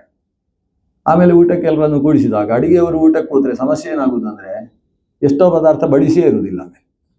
ಅದಕ್ಕೆ ಅಡಿಗೆಯವರು ಅಡಿಗೆ ಮಾಡಿದ ಮೇಲೆ ನೋಡುವ ಕೆಲಸವು ಅವರೇ ಮಾಡಬೇಕು. ನೋಡಿ, ಅದು ಮೊದಲು ಹೋಗ್ಬೇಕು, ಇದು ತಂತ್ರ, ಇದನ್ನು ಚೂರು ಹಾಕಿ, ಯಾಕಂದ್ರೆ ಅಷ್ಟೇ ಮಾಡಿದ್ದೇನೆ. ಇವರು ಅದನ್ನೇ ಇಲ್ಲಿ ಯಾವುದು ಗೊಜ್ಜು ಹಿಡ್ಕೊಂಡೆಲ್ಲ ಬಡಿಸಿಬಿಟ್ರೆ ಪಾಪ ಆಮೇಲೆ ಸಾರು ಮಾತ್ರ ಉಳಿಯುತ್ತೆ, ಗೊಜ್ಜೆ ಎಲ್ರಿಗೂ ಬರುವುದೇ ಇಲ್ಲ ಅಲ್ವಾ. ಅದಕ್ಕೆ ಇದಿಷ್ಟಿಷ್ಟೇ ಹಾಕು, ಇದಿಷ್ಟಿಷ್ಟು ಹಾಕು. ಸೃಷ್ಟಿ ಮಾಡುವುದು ದೊಡ್ಡದಲ್ಲ, ಅದನ್ನು ನೋಡುವುದು ಅಂದ್ರೆ ಏನು? ಸುಮ್ಮನೆ ಕಣ್ಣಲ್ಲಿ ನೋಡುವುದು ಅಂತ ಅರ್ಥ ಅಲ್ಲ. ಕಾಣುವುದು ಬೇರೆ, ನೋಡುವುದು ಬೇರೆ. ನೋಡುವುದು ಅಂದ್ರೆ ಅದನ್ನು ನಿಯಂತ್ರಿಸುವುದು, ನಿಯಮನ ಮಾಡುವುದು. ನಾವು ಹೇಳುವುದಿಲ್ವಾ, ನಮ್ಮ ವಿದ್ಯಾಪೀಠದಲ್ಲಿ ವಾರ್ಡನ್ಗಳು ನೋಡ್ತಾ ಇದ್ದಾರೆ, ಅವ್ರು ನೋಡುವ ಟೈಮ್ ಇದು ಅಂತ. ಅವ್ರು ನೋಡುವುದು ಅಂದ್ರೆ ಸುಮ್ಮನೆ ಕಣ್ಣು ಅಲ್ಲಿ ತಪ್ಪು ಮಾಡ್ತಾ ಇದ್ರು ನೋಡಿಕೊಂಡು ಹೋದ್ರೆ ಅದು ನೋಡುವುದಾಗುದಿಲ್ಲ. ನೋಡುವುದು ಅಂದ್ರೆ ಪ್ರತೀಕ್ಷಣೆ, ನಿರೀಕ್ಷಣೆ, ಪರಿವೀಕ್ಷಣೆ. ಅದನ್ನು ಸರಿಯಾಗಿ ಅದು ನಡೀತಾ ಇದೆಯೋ ಇಲ್ಲೋ ಅನ್ನೋದು ಗಮನಿಸುವುದಕ್ಕೆ ನೋಡುವುದು ಅಂತ ಹೆಸರು. ದೇವರು ಸೃಷ್ಟಿಯನ್ನು ಮಾಡ್ತಾನೆ, ಆಮೇಲೆ ಸೃಷ್ಟಿಯನ್ನು ಚತುರ್ಮುಖ ರುದ್ರಾದಿಗಳಿಗೆ ಜವಾಬ್ದಾರಿ ಕೊಟ್ಟು ನೋಡ್ತಾ ಇರ್ತಾನೆ, ಸರಿ ಮಾಡ್ತಾರೋ ಇಲ್ಲೋ, ಎಲ್ಲಿ ವ್ಯತ್ಯಾಸ ಮಾಡ್ತಾರೆ, ಏನು ಕತೆ, ಅದನ್ನು ನೋಡಿಕೊಂಡು ಸರಿ ಮಾಡ್ತಾ ಇರ್ತಾನೆ. ಈ ನೋಡುವಿಕೆ ಅನ್ನೋದು ಭಗವಂತನ ಕೆಲಸ. ಸೃಷ್ಟಿಯನ್ನು ಕಾಣುವವ, ಅಂತರ್ದರ್ಶನ, ಅಂತರೀಕ್ಷಣ ಅಂತ ಕರೀತಾರೆ. ಇದು ಕಾಣುವುದು ಅಂದ್ರೆ ನೋಡುವುದು ಹೊರಗೆ, ಕಾಣುವುದು ಒಳಗೆ. ಕಣ್ಣಿನೊಳಗೆ ನೋಡುವ ಹರಿಯ, ಮೂಜಗ ದೊರೆಯ. ಅದು ಒಳಗೆ ಒಳಗೆ ನೋಡಿದರೆ ಅದನ್ನು ಕಾಣುವುದು ಅಂತ ಕರೀತೇವೆ. ನಿನಗೆ ನೀನು ಕಂಡವರು ಅಂತ ಹೇಳ್ತೇವೆ ನಾವು. ಋಷಿಗಳನ್ನೆಲ್ಲ ಏನು ಕರೆಯುವುದು? ಅವರೆಲ್ಲ ವೇದವನ್ನು ಕಂಡವರು, ವೇದವನ್ನು ನೋಡಿದವರಲ್ಲ, ವೇದವನ್ನು ಕಂಡವರು, ವೇದ ದ್ರಷ್ಟಾರರು. ಆ ಅಂತರ್ದೃಷ್ಟಿಯಿಂದ ಜ್ಞಾನವನ್ನು ಕಂಡವರಿಗೆ ದ್ರಷ್ಟಾರರು ಅಂತ ಕರಿತೇವಲ್ವಾ. ಕಂಡವರು ನಮಗೆ ಉಪದೇಶ ಮಾಡುವವರು, ವೇದ ದ್ರಷ್ಟೃಗಳು ನಮಗೆ ಮಾರ್ಗದರ್ಶಕರು. ಕಂಡವರು ದರ್ಶಕರಲ್ಲ ಅಂತ ಒಂದು ಮಾತಿದೆ ಅಲ್ವಾ. ಕಂಡವರು ದರ್ಶಕರೇ ಹೊರತು ಕಂಡವರು ಮಾರ್ಗದರ್ಶಕರಲ್ಲ. ಅಂತಹ ವೇದ ದ್ರಷ್ಟಾರರು ಅಂದರೆ ಕಂಡವರು. ಭಗವಂತ ಎಲ್ಲವನ್ನು ಕಾಣ್ತಾನೆ. ಕಾಣುವುದು ಅಂತ ಹೇಳಿದ್ರೆ ಹೊರಗಿನ ದೃಷ್ಟಿಯಿಂದಲೇ ನೋಡುವುದಲ್ಲ, ಅವನ ಸಾಕ್ಷಿಗೆ ಎಲ್ಲವೂ ವಿಷಯ. ಸ್ವರೂಪಭೂತಯ ಪ್ರಜ್ಞೆಯ ಸರ್ವಜ್ಞ. ಕಾಣುವುದು ಅಂದರೆ ತಾನೇ ಜ್ಞಾನ ಸ್ವರೂಪ, ತಾನೆಂಬಂತಹ ಜ್ಞಾನ ಸರ್ವವನ್ನು ವಿಷಯೀಕರಿಸ್ತದೆ ಅನ್ನುವ ರೀತಿಯ ಕಾಣಿಕೆ ಭಗವಂತನದ್ದು. ಸೃಷ್ಟಿಯನ್ನು ಕಾಣ್ತಾನೆ, ಸೃಷ್ಟಿಯನ್ನು ನೋಡ್ತಾ ನಿಯಂತ್ರಿಸ್ತಾನೆ, ಸೃಷ್ಟಿಯನ್ನು ಮಾಡ್ತಾನೆ, ಸೃಷ್ಟಿಯನ್ನು ಮಾಡಿಸ್ತಾನೆ. ಜೊತೆಗೆ ಕೊನೆಗೆ ಸೃಷ್ಟಿಯನ್ನು ಒಂದು ಎಲೆಯ ಮೇಲೆ ಬಡಿಸಿಕೊಂಡು ಎಲ್ಲ ಹೊಟ್ಟೆಗೆ ಹಾಕೊಳ್ತಾನೆ. ಯತ್ರ ಬ್ರಹ್ಮಚ ಕ್ಷತ್ರಂಚ ಉಭೇ ಭವತವೋದನ ಮೃತ್ಯುರು ಯಸ್ಯೋಪಸೇಚನಂ ಸ ಯುತ್ಥ. ಅವನಿಗೆ ಹೇಗೆ ಆತನ ಭೋಜನ ಅಂತ ಹೇಳಿದ್ರೆ, ಒಂದು ತುತ್ತು ಹೀಗೆ ಮಾಡಿಕೊಂಡು ಬಾಯಿಗೆ ಹಾಕೊಳ್ತಾನೆ. ಅದರಲ್ಲಿ ಬ್ರಾಹ್ಮಣ ಅನ್ನೋ ಸಮುದಾಯ ಪೂರ್ತಿ ಹೊಟ್ಟೆಗೆ ಹೋಯ್ತಂತೆ. ಆಮೇಲೆ ಎರಡನೇದ್ದು ಕ್ಷತ್ರ, ಅದು ಒಂದು ತುತ್ತು.